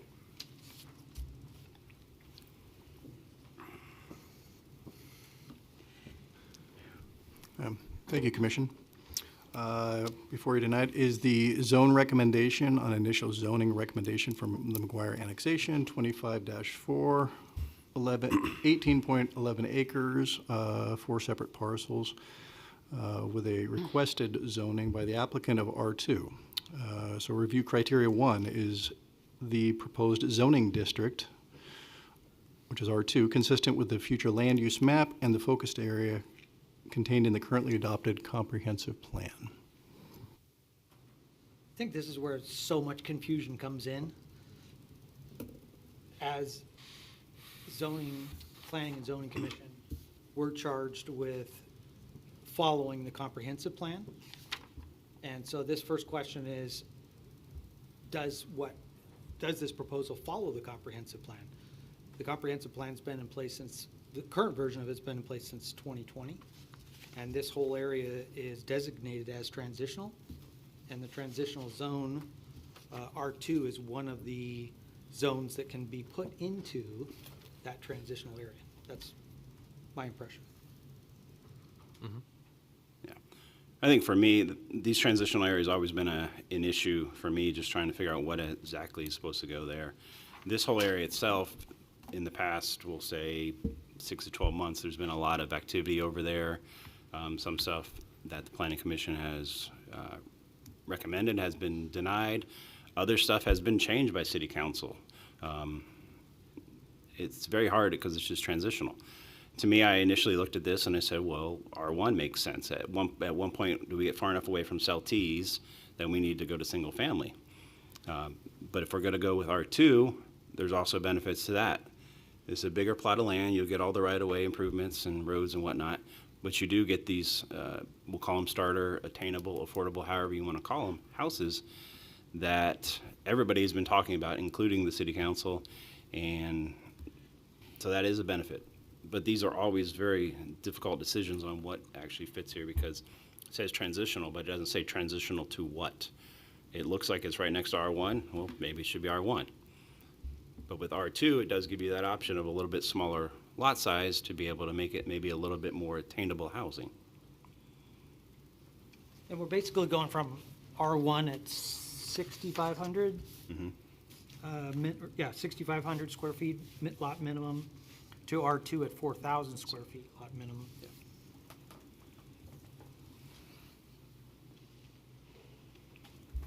Any other thoughts? Well, this transitional stuff here, this is a really hard one here. As you said, we're getting away from CELTs there. You know, we have some R2 down south of that. We're getting away from CELTs going up into the Meadows area, which is larger lots and stuff. Yes, when we talk about starter homes, how can you call a $450,000 home a starter home? You have to have some money to buy those. City Council, Randy and Nathan already said that this isn't the time for this. I think that they might go that way again on this. But I mean, our duty today is just to go by this criteria and say, does it meet the criteria? It's hard for us to do this, even though we might not want to do something else. But today, it's just the criteria. And I would say it meets the future land use. Any thoughts? I agree with what's been said. Transition zones always seem to cause us some headache to try to figure out what the interpretation actually means. There's pluses and there's minuses to this. But I think it is important for us to consider projects like this and to look to create opportunities to do what we can to keep housing affordable for the younger generations, for our children and grandchildren. And I think in some ways this lines up because McGuire is a busier arterial. If we're going to have a higher density, that's where it belongs. And as development continues west, that sets it up to be more R1. So, and there's lots of folks that moved into that area and don't want it to change, and I get that too. Yeah. So, it's a hard decision to sit here, and I think Bobby's got it. We gotta stick to this criteria. That's what we're charged here to do. Yeah, I was raised on that road. I don't want any of there. I was there from like 58. So you can all go away. But we have to follow these rules. So. Okay. All right, next criteria. Thank you, Commissioners. Number 2, is the proposed zoning district consistent with the goals and policies contained in the comprehensive plan which are relevant to the area under consideration? We're looking for a little direction on any goals and policies that might be supportive or against the R2 zoning request. I think for me, what jumped out is going to be Goal 1, Policy 33 and 27. All those talk about the connectivity. You know, sidewalks will be put in, the roads will be widened, streets will be put in. While this is technically has a little piece, it's technically a county island that there is activity in and looks to be growing for the foreseeable future. So it will provide that connectivity as things go farther west or as development on more commercial start over by Pleasant View and moves east. One plus I see in it, that they're not asking for apartments. Mm-hmm. I think we've all seen enough of that.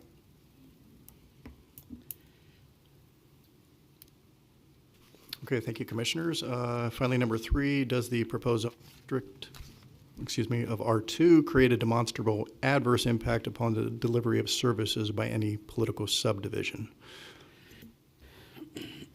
No. There's been none indicated, Yeah, none.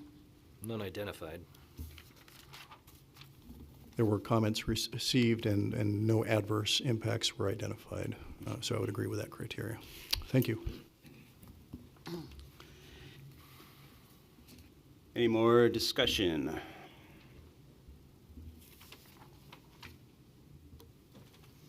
I would support the idea of adding, depending on what direction we go, adding a restriction or suggesting to City Council to add a restriction that this is truly single-family detached housing. Because in the R2 zone, duplexes, townhouses are possible. Mm-hmm. That's not what it's necessarily promoting, but I'd like to just add that as a limitation, if we're moving that direction. Could we do that? I mean, I know obviously that's going to be the It's just a applicant- recommendation. Yeah, and the applicant has said numerous times it's going to be single family, and that'll be in the annexation agreement, which will be the guiding if approved and go forward. But can we do it at this level? I'm sorry, I missed the first part of Commissioner Schreiber's comments. Just adding a limitation or, What I talked about earlier, making it single-family Yes. detached. I think, adding that as a recommendation to City Council, should they approve this. so the normal process, again, when we forward annexation requests to the city council. They're accompanied by a completed annexation agreement. So that is an agreement by the annexing party. If it goes to council, so they have a completed agreement, they can look at the terms. So that would be included in this, given that the applicant is willing to restrict the development of the property to single-family detached residential only. So yes. But we're not recommending annexation. We're only recommending You're recommending, a zoning if it's annexed or subject to annexation. you'll be recommending whatever zone you recommend, subject to the council's annexation, and in the annexation agreement, the staff will include the restriction that we've talked about. Okay.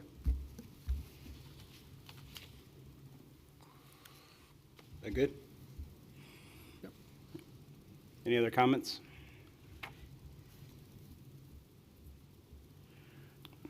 All right, would somebody like to make a motion?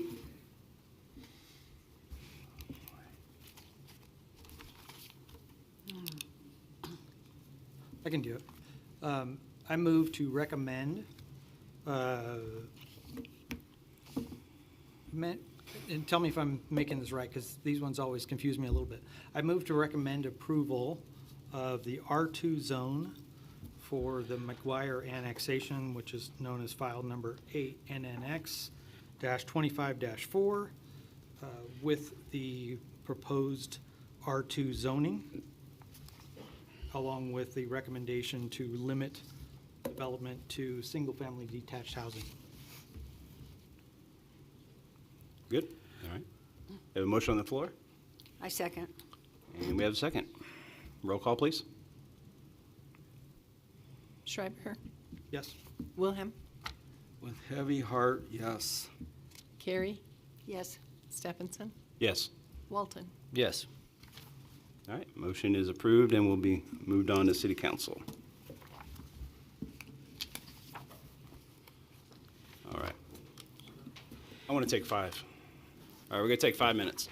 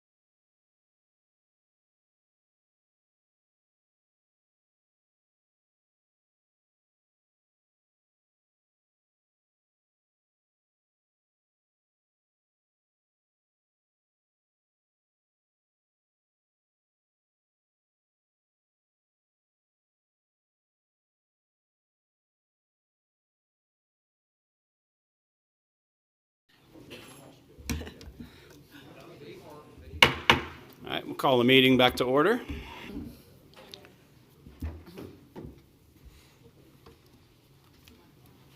Next item on the agenda is our next public hearing, which is Gaul Annexation, file number ANNX 25-1. We'll open that public hearing.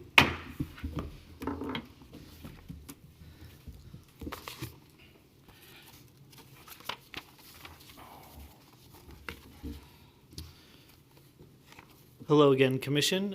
Once again, my name is Justin Souter, and now we have the Gaul annexation. The file number is ANNX-25-1.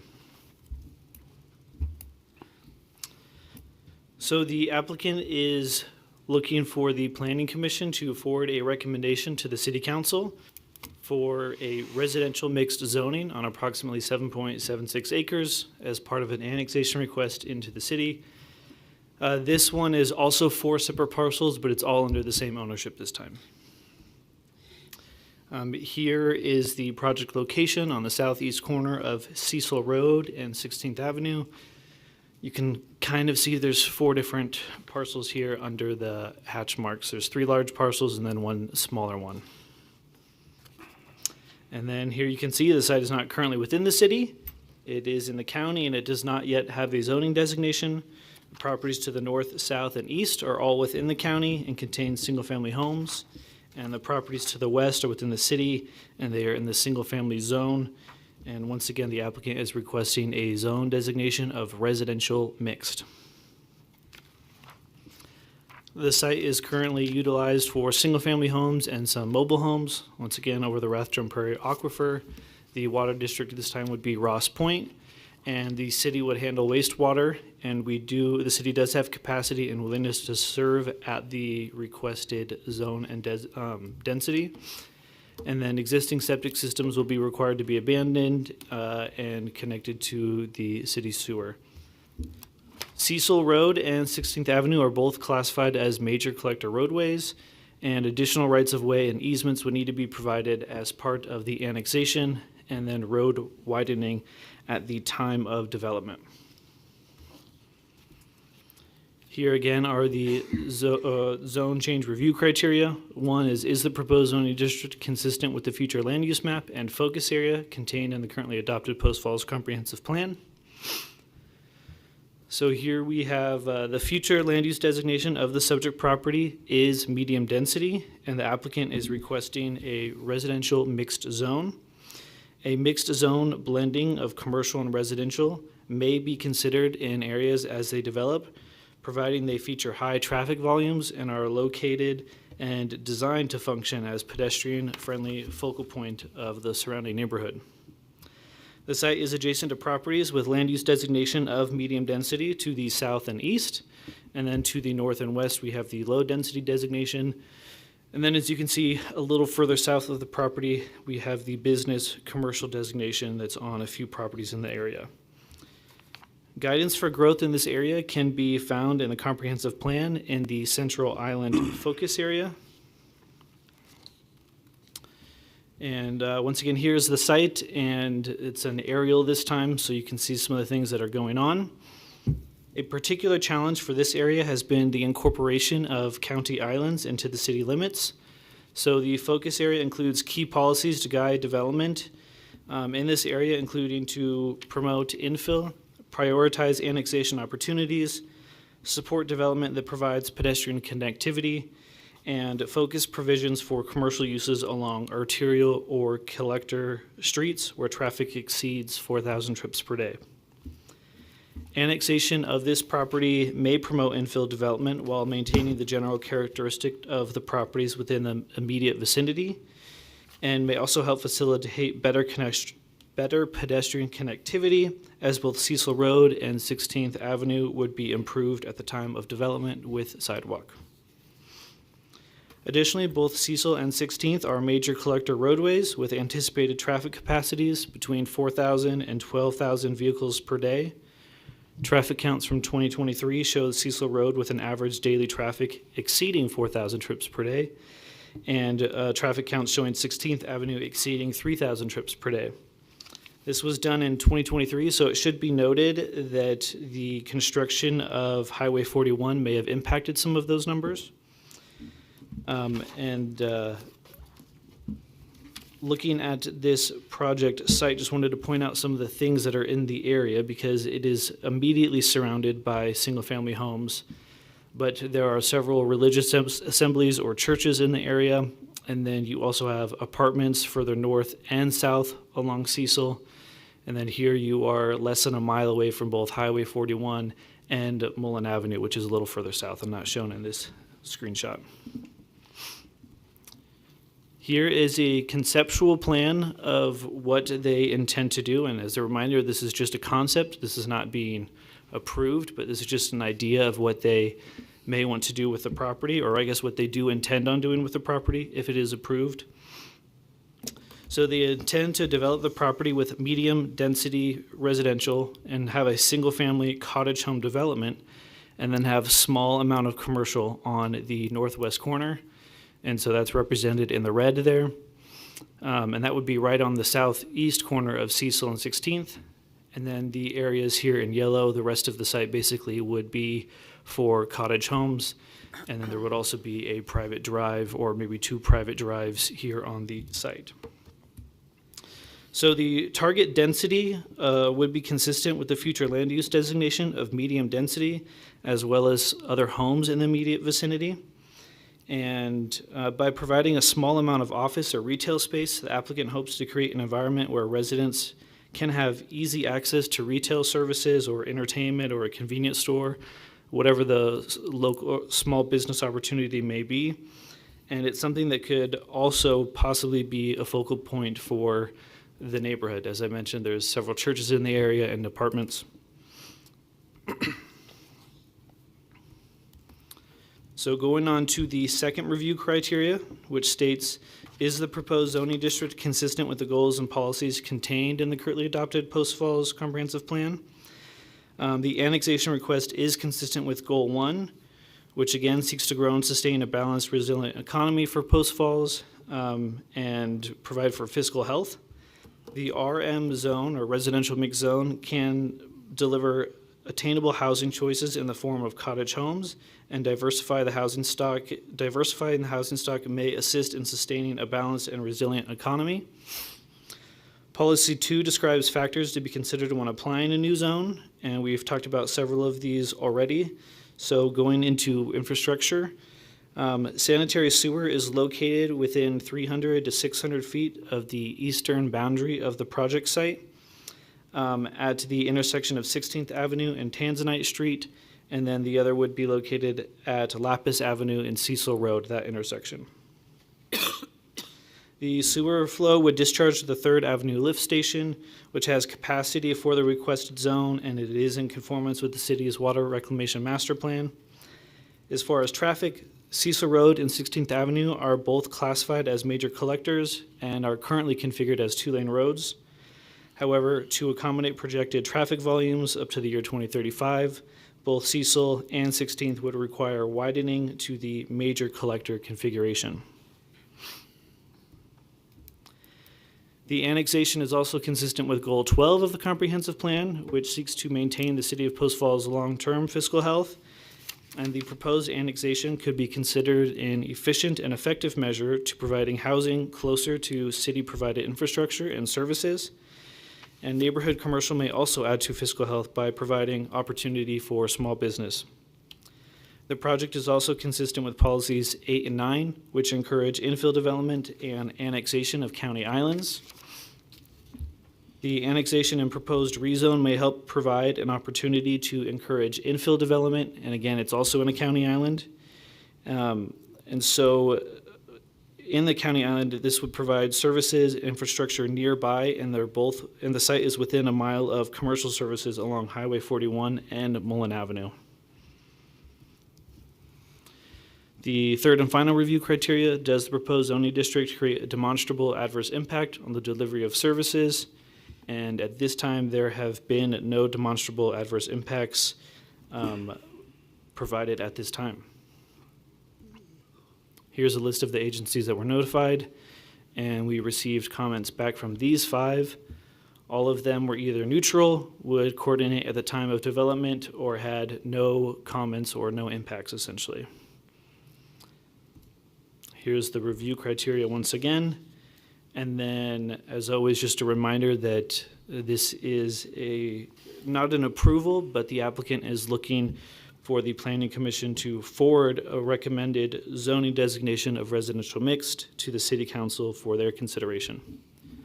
That concludes my presentation. I'm available for questions, and the applicant is here as well. Questions? Yeah, my biggest question is the RM zone is really open-ended. So I don't see, or I'm not aware of any density maximum in the RM zone. Is there Since you can do twin homes, townhomes, multifamily, almost any type of commercial, what is the maximum density? It kind of works in the proportionality. You can have up to 10% of the land be like neighborhood commercial. You could have up to 20% of the land be designated towards multifamily. The rest can be other forms of single family. That's where the bubble diagram comes in.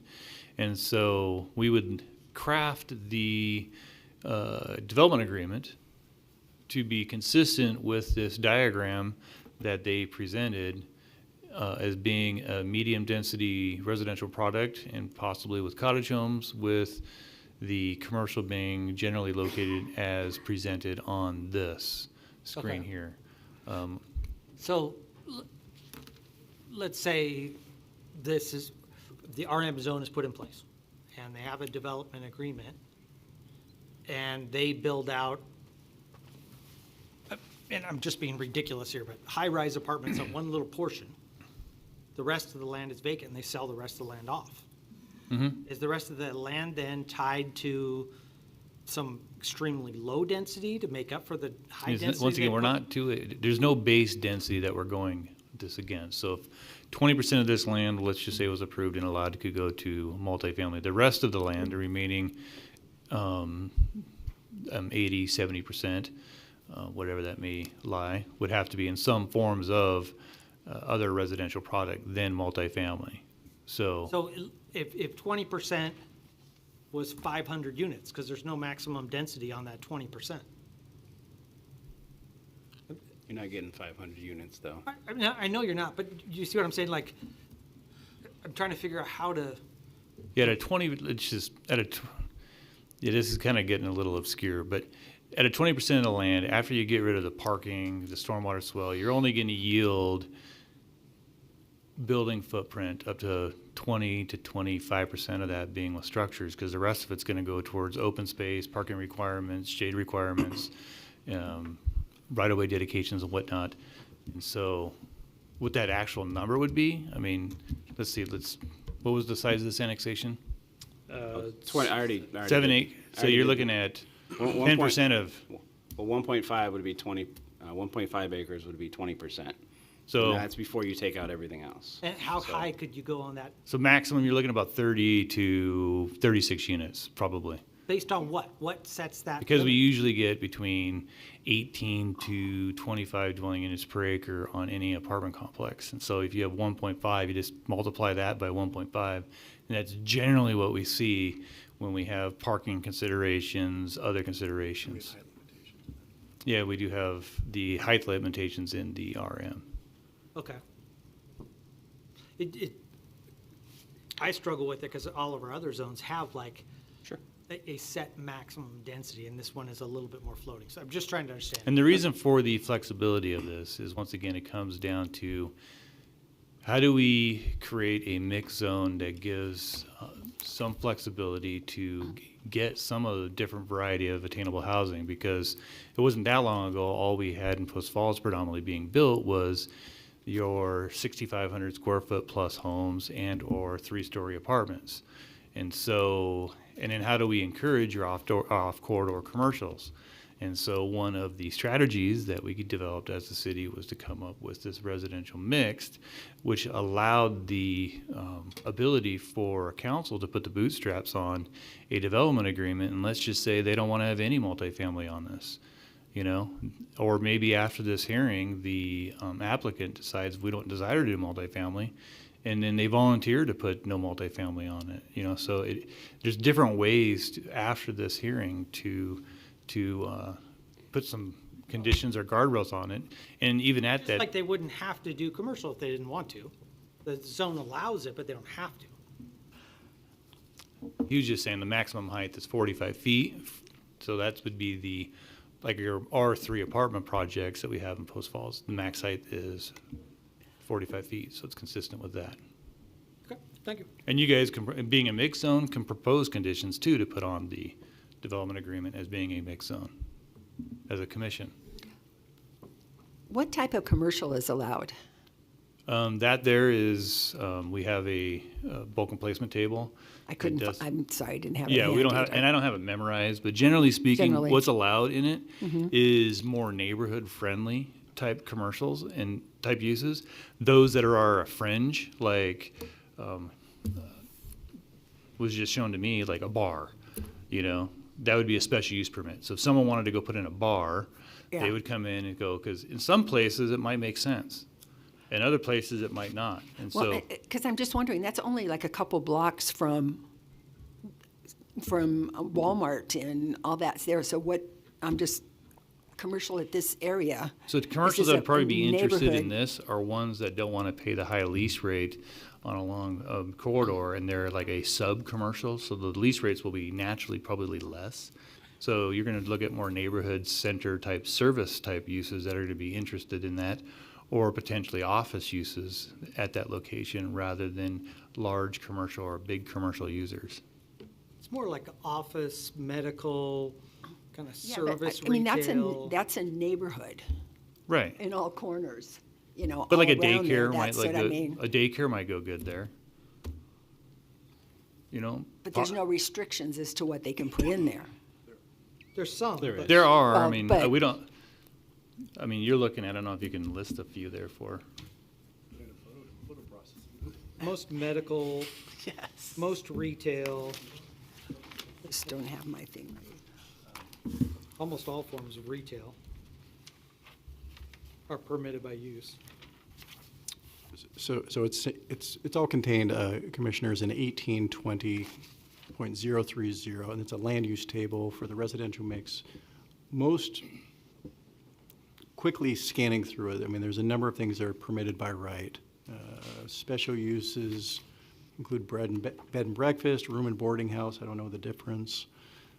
Some things are excluded, but it's hard to give you a quick list out of anything else. Like I said, photo processing booth is on there, but seems outdated. Most like education type uses. I think the education uses are actually a special use permit. I did scroll down to that section. All education uses are permitted. Oh, they're permitted? I'm sorry? A coffee shop could be there? Yep. Little coffee hut, maybe?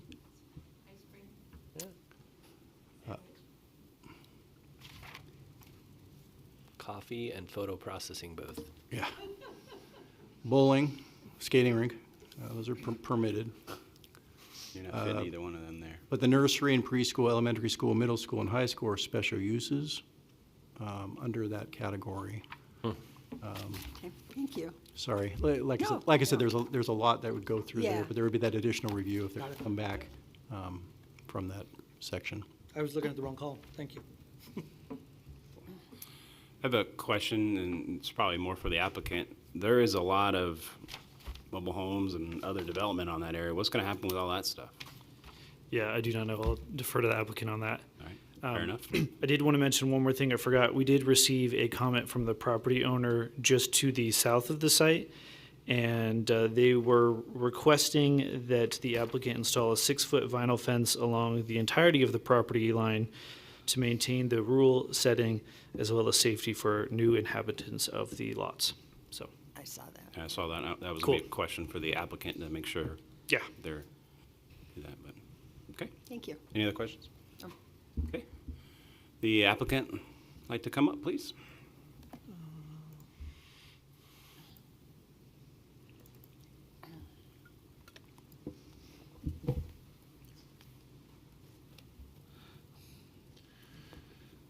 Good evening. My name is Nick Ebner. I'm a professional engineer with ACE Solutions in Post Falls. First off, I want to say thanks to Justin and all the other staff at City Post Falls. Thanks for that report. We appreciate it. I just want to highlight a few things. We are in general agreement with that report, but just want to highlight a few things. First of all, the Gaul property, it's currently located in Kootenai County. It's just a little over 7 3/4 acres. In the county, one of the parcels is zoned high density, the other 3 are zoned ag suburban, and we are proposing residential mixed. As mentioned, it's at the intersection of 16th and Cecil, and a little bit of a county island. We are touching some R2, that's that orange property down there at Salina. And we're also close to some R1 and other R2s, and then out at 41 is some higher density. There's some commercial, and it's also, like you said, less than a mile from 41 and less than a mile from Mullen Avenue as well. So I did want to highlight the residential mixed because, like you, I have not seen it all that often. We're seeking a density roughly equal to the R2 density at the residential section, and then the commercials not to exceed 10%. Some of the possible uses were retail, convenience store, daycare, gym. Some of the things that aren't allowed is a gas station, department stores, fast food. Some of these little higher uses of commercial are not allowed specifically, and other ones are, as we just talked about.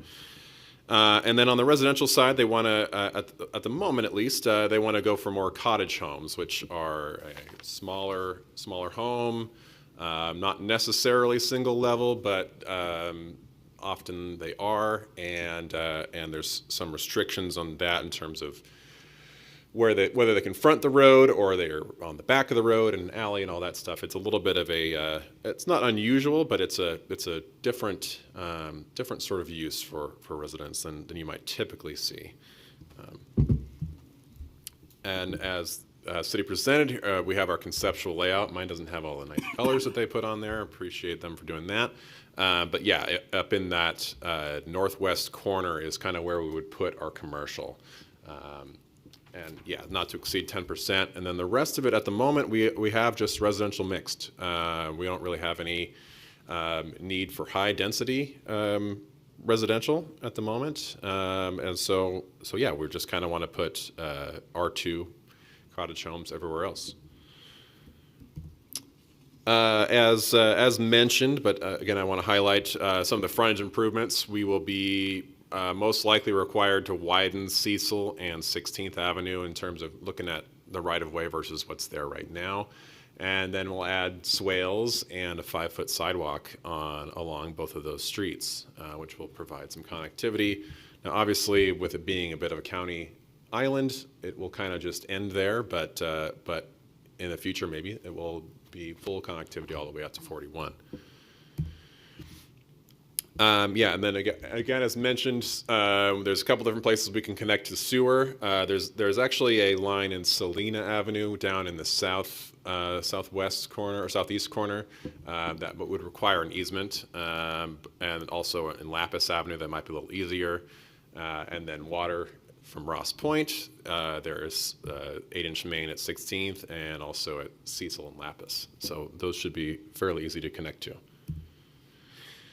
And yeah, I actually asked the Gauls earlier about the existing tenants, and they're going to help them find a place to go while there is some construction. There's some tenants that will probably be there whenever the cottage home is constructed. They might be one of the ones to buy the houses.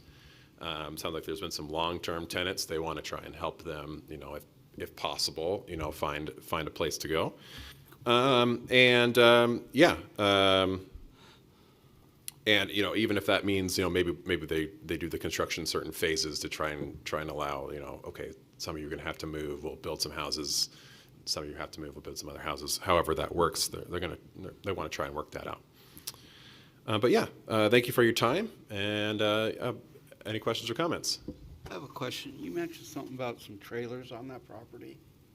Mobile homes. There's a whole bunch of stuff. Isn't there special rules with that for the little trailer parks? long-term notice you got to give them? I believe so, yes. Yeah, I don't know 100% if it's the city of Post Falls, but I know there were some laws Statewide. passed, statewide laws passed regarding how much notice you have to give them. And I believe if they were selling all the land underneath them, they would have to, there would be even more restrictions.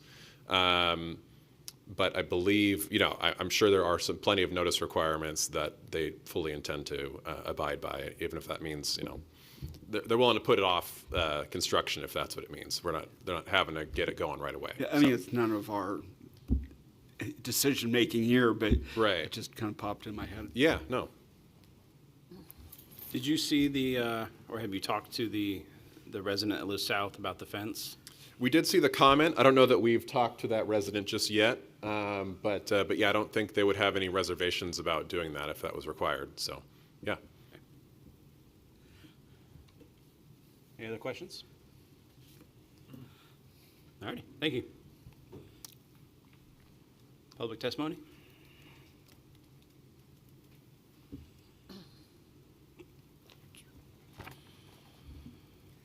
All right, not wishing to speak in favor, Anthony Bennett.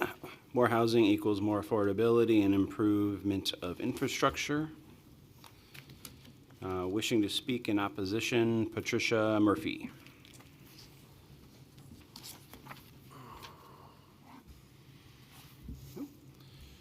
Name for the record, you have 4 minutes, and I believe the timer is right there in front of you. Good evening, Commission. Thank you for letting me speak on this issue. My name is Patricia Murphy. As stated earlier, I was born and raised here in Post Falls, Idaho. I grew up on Sky Blue Drive. If the map was up again, I could point out where I grew up and where my current house is.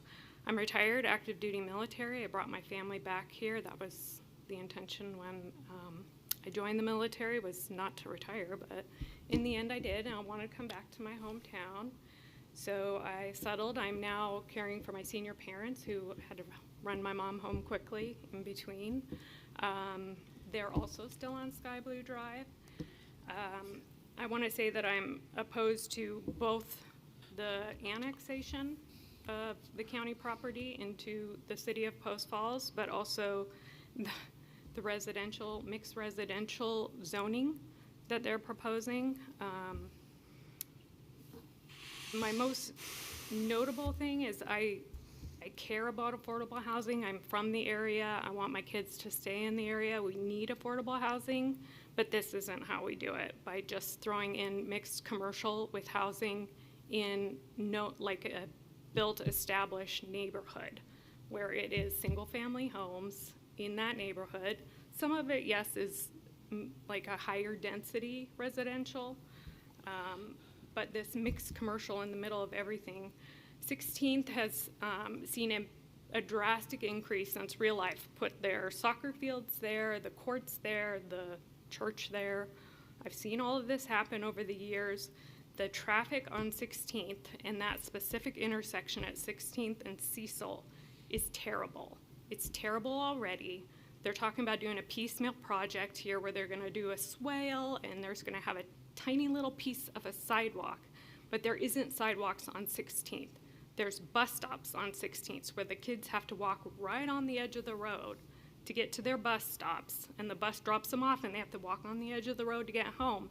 And there's traffic flying down 16th now. It's not widened. This is going to add more traffic to 16th. And none of that is taken into consideration when they're going to zone it mixed use or want it to be zoned mixed residential. Is that traffic on 16th for the kids?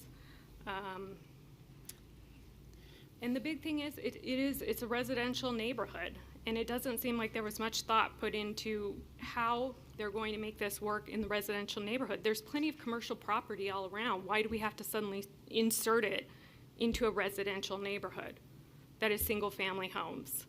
You can go just a little farther down on Cecil towards Walmart, and you can put commercial properties and businesses, and I'm sure there's plenty of businesses that want to move here, but that's the place they should do it, not in the middle of a residential neighborhood. my time is almost up. I just appreciate being heard tonight, and I really hope the commission takes this into account. We need more thought. We need more thought when we're planning the future of Post Falls, planning the future of the local area. Technically, we're county over there, but thank you. Thank you.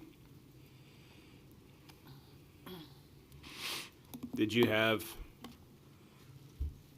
one more?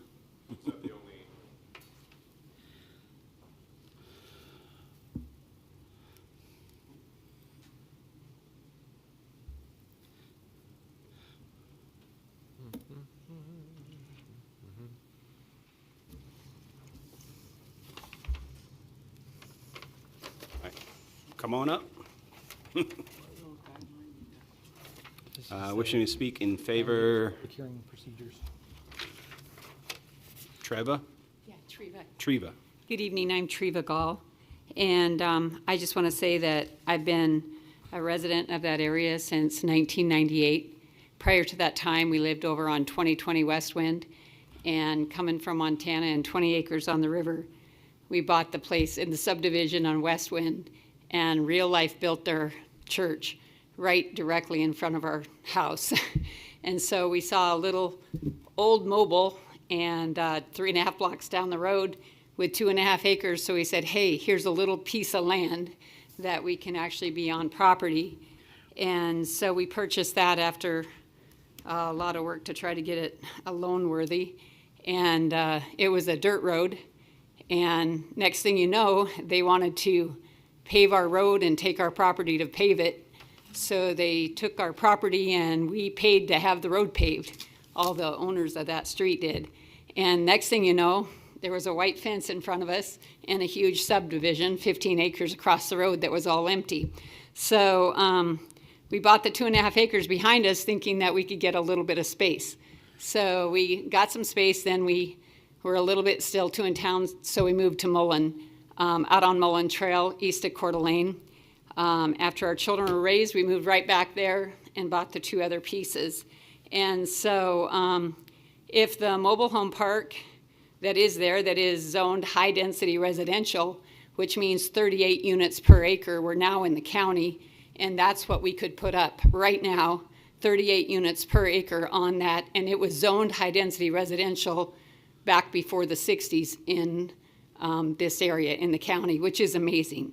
Anyway, we chose not to do that because we don't like apartments and we don't want high rises, and that's not our goal at all. We're country folk, and we want small cottages. We work for a lot of people. We have a tree service business that have large homes that want to move to smaller homes. So that was our outlook. We also thought we could have some dog grooming business, a coffee shop, maybe a little bakery, something like that. Our neighbor asked if they could do an ice cream shop. That was our goal for the commercial, something small. We have right on the corner, we have one big church. I can't remember the name of it. Not North Company. Anyway, and then on this corner we have another church, and then we have Real Life down here and their commercial stuff. We have commercial all around us down south of us. We have a different coffee shop. We have Papa Murphy's and that area there. So we're kind of in that area. And the children coming from the high school walk down our street. So that's one of the ideas. So we don't want to go big. We just want to be able to retire by building small homes and making it comfortable rather than, and all of the mobile homes were built, well, 7 out of 8 were built in the 60s and the 70s. So they're way ready to be taken care of and taken down. So our goal is to make it look good, make the city proud to come into the city and clean it all up and make it nice. And there are some sidewalks, and I know what she said about sidewalks is true. There was a tree fell that my husband just generously offered to clean up off the sidewalk just west of us there on 16th, where one of the bus stops is. And our sidewalk wouldn't join that yet, but it would be close. So that would actually help the kids. So my time's almost up, and I just kind of wanted to explain our position and our goals and our thoughts with that property that really needs to be houses because our horses don't survive there very well, and nor do my milk cows. I have 3 milk cows and 6 horses there, so it's ready to become city. Thank you very much for your time. Thank you. The applicant like to come up for any rebuttal? Okay, no rebuttal. Close out the hearing and look at our review criteria.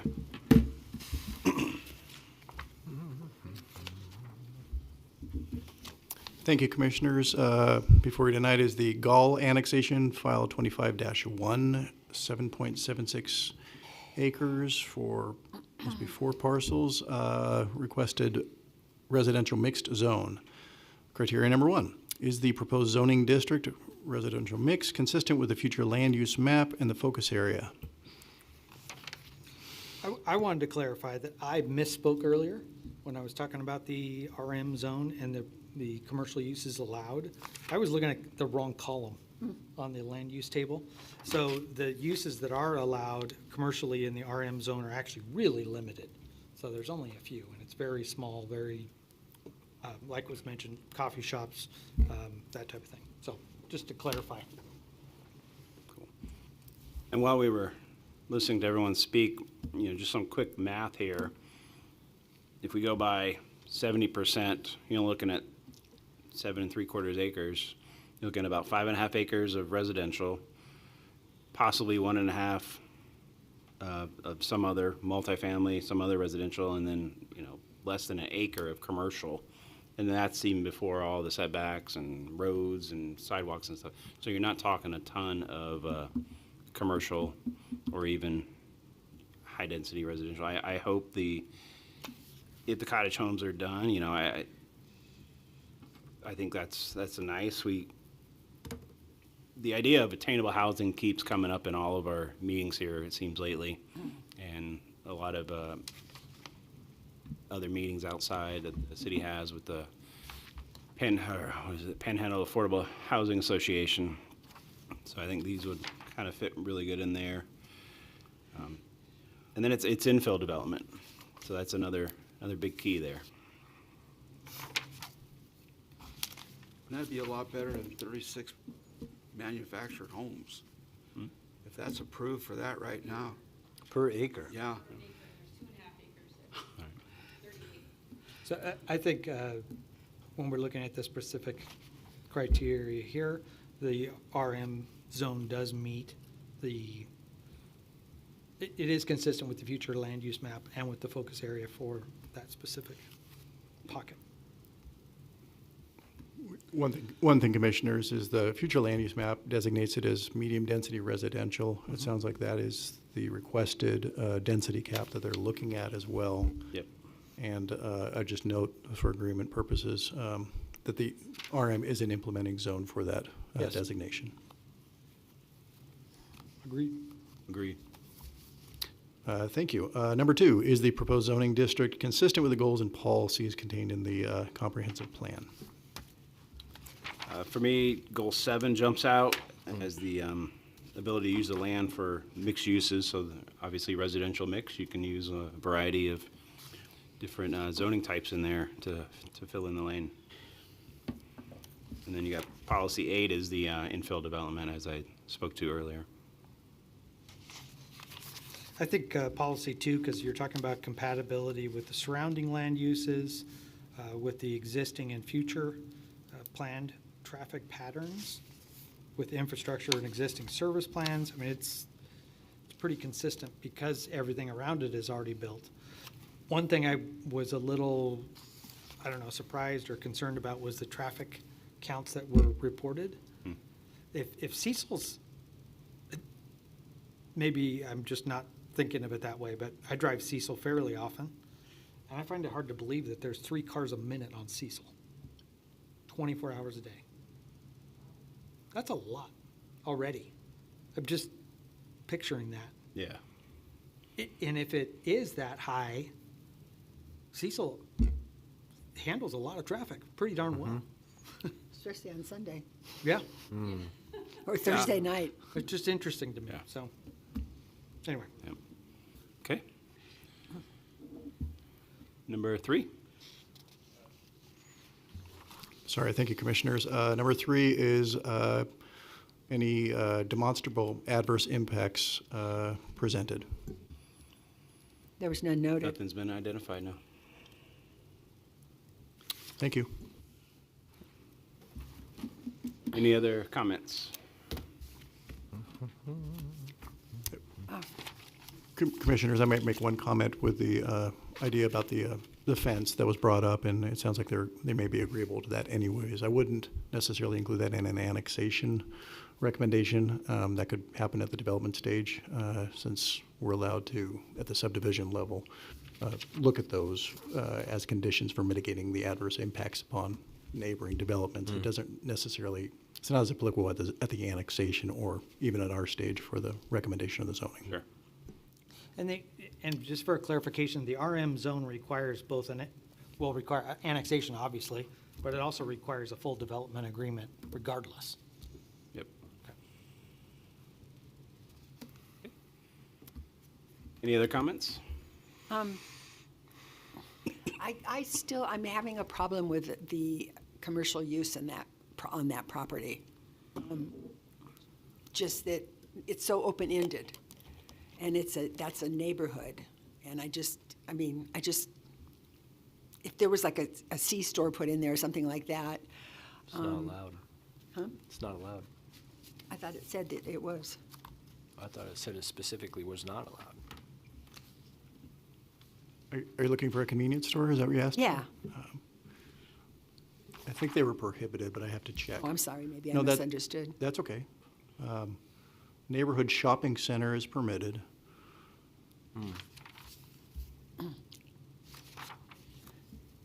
Discount store is permitted. C-store is permitted, but a convenience store with gas is not. Yeah, I knew it was without gas, gas, so, I'm sorry. yeah, That's I the just have, distinction. yeah, that's my only issue with that zoning, is that that's an open end. So if I could assist if you're going to make a recommendation for the RM zone to council and consider it, you may suggest that included in the annexation agreement is a limited exclusion of commercial uses that are offending to the neighborhood, or something else, not leaving it so open-ended, but, don't put a slaughterhouse in there or anything else that's not permitted. If convenience store is one of those hot button items, I think you could make a recommendation that we approve the recommendation for the RM zone, but in the annexation agreement, we'd like to exclude the convenience store. Yeah, I would Or just. something to that effect. Yeah, or like a coffee shop that has constant traffic. I mean, that's a corner of a neighborhood. I just, whether, I don't know how we could do that. And I could see like a daycare would probably be okay, or something like that, where there's limited people coming in, drop their kids off and coming back. And it's hard to predict what the market would support or wouldn't Yeah, support. but I can't support with open-ended on commercial. I mean, I have a real problem with that. So, and I don't know if there's something we could do, or. I don't know, I think, I hear what you're saying. I think it's might be premature to put any restrictions on it at this point, being this is step 1 of 12 probably. But I hear what you're saying, though. I think that would come up mostly in the development agreement itself. And that's going to be required. Can you before the- restrict it that far into the process? I mean, if you're.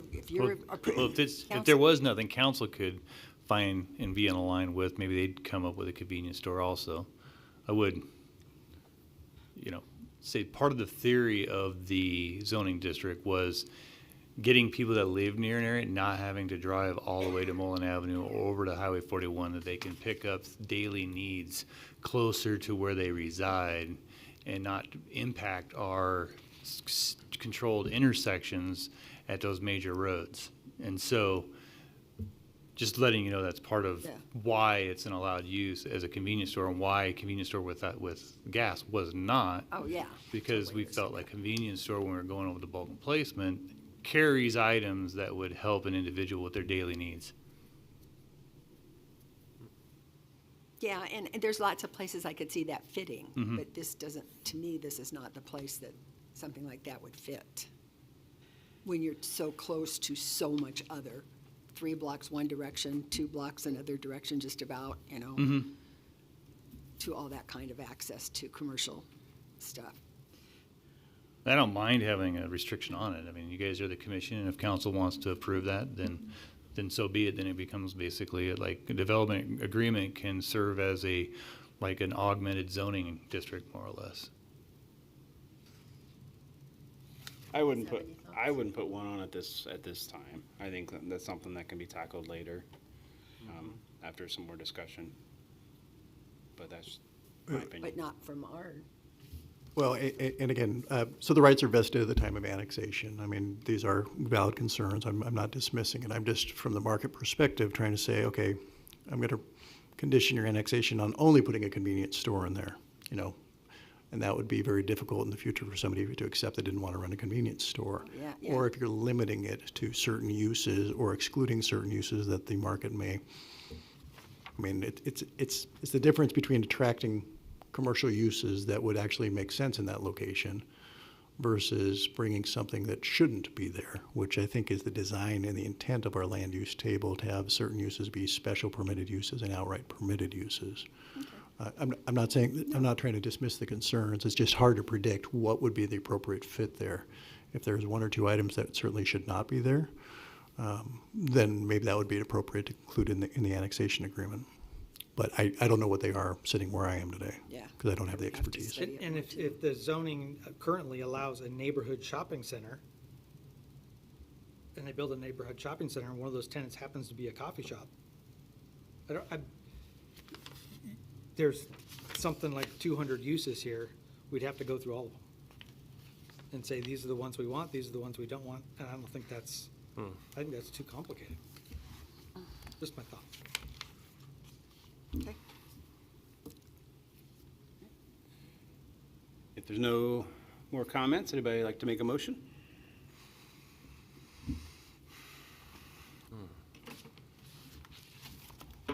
What if we made a motion that we move to approve, move to recommend approval and ask or recommend that city council review the allowable uses in that RM zone specific to this property? And let them, because they're going to make that decision anyways. I think they're gonna look at it anyways, yeah, whether we call it out or not. And we can have that in the, when we draft the reasoned decision, we can call out and just point it out to them. I don't know how they'll take it, but say, hey, take a look at this and be aware of the potential uses to which that zoning recommendation would allow. We can include that in there and just call it to their attention and say, if you're going to annex it, be aware of these potential uses. I like that. That's fine with me. That work? Yeah.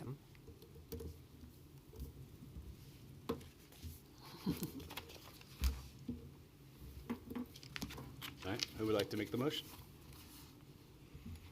Oh, boy. Doing that? You can do it. I can do it? You got Yeah. it. Okay, here we go.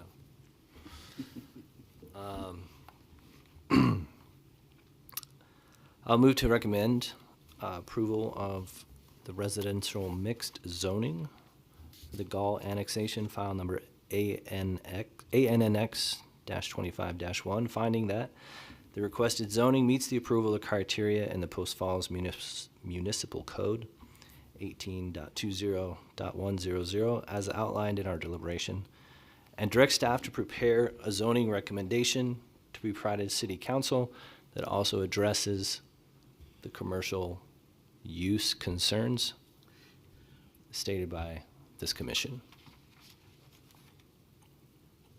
Sounds good. Fair enough? We have a motion on the floor, Okay. Second? and we have a second. Roll call, please. Schreiber, Yes. Walton, Yes. Harry, Yes. Stephenson, Yes. Wilhelm. Motion will move on to City Council. Next item on the agenda is administrative and staff reports. And there's none. All right. Next week's meeting on the 20th at 5:30. I will be here. Does anybody else want to be here? I can be here. I was planning to be here too. I'll probably be here. All right. And Commissioner, it's our intent at meeting just to approve a couple reasoned decisions, maybe one or two, to try to get them punched through before the end of the year. It's just a timing issue, so we appreciate the flexibility. Yeah. Should be a short meeting, hopefully. Yeah, and maybe we want to just reach out to Ray and Ross, and if they want to attend via the phone, maybe give them a phone number. I mean, if there's 5 here, we don't really need them. But how about we just say it's an in-person meeting? I think that's easier, then less confusion, and if they show up, they show up. Let's just make sure we got a quorum. Cool. All right, thank you. All right, any other commissioner comments? Well, I think so. All right. Next motion is adjournment. All in favor? All right, adjourned. Adios.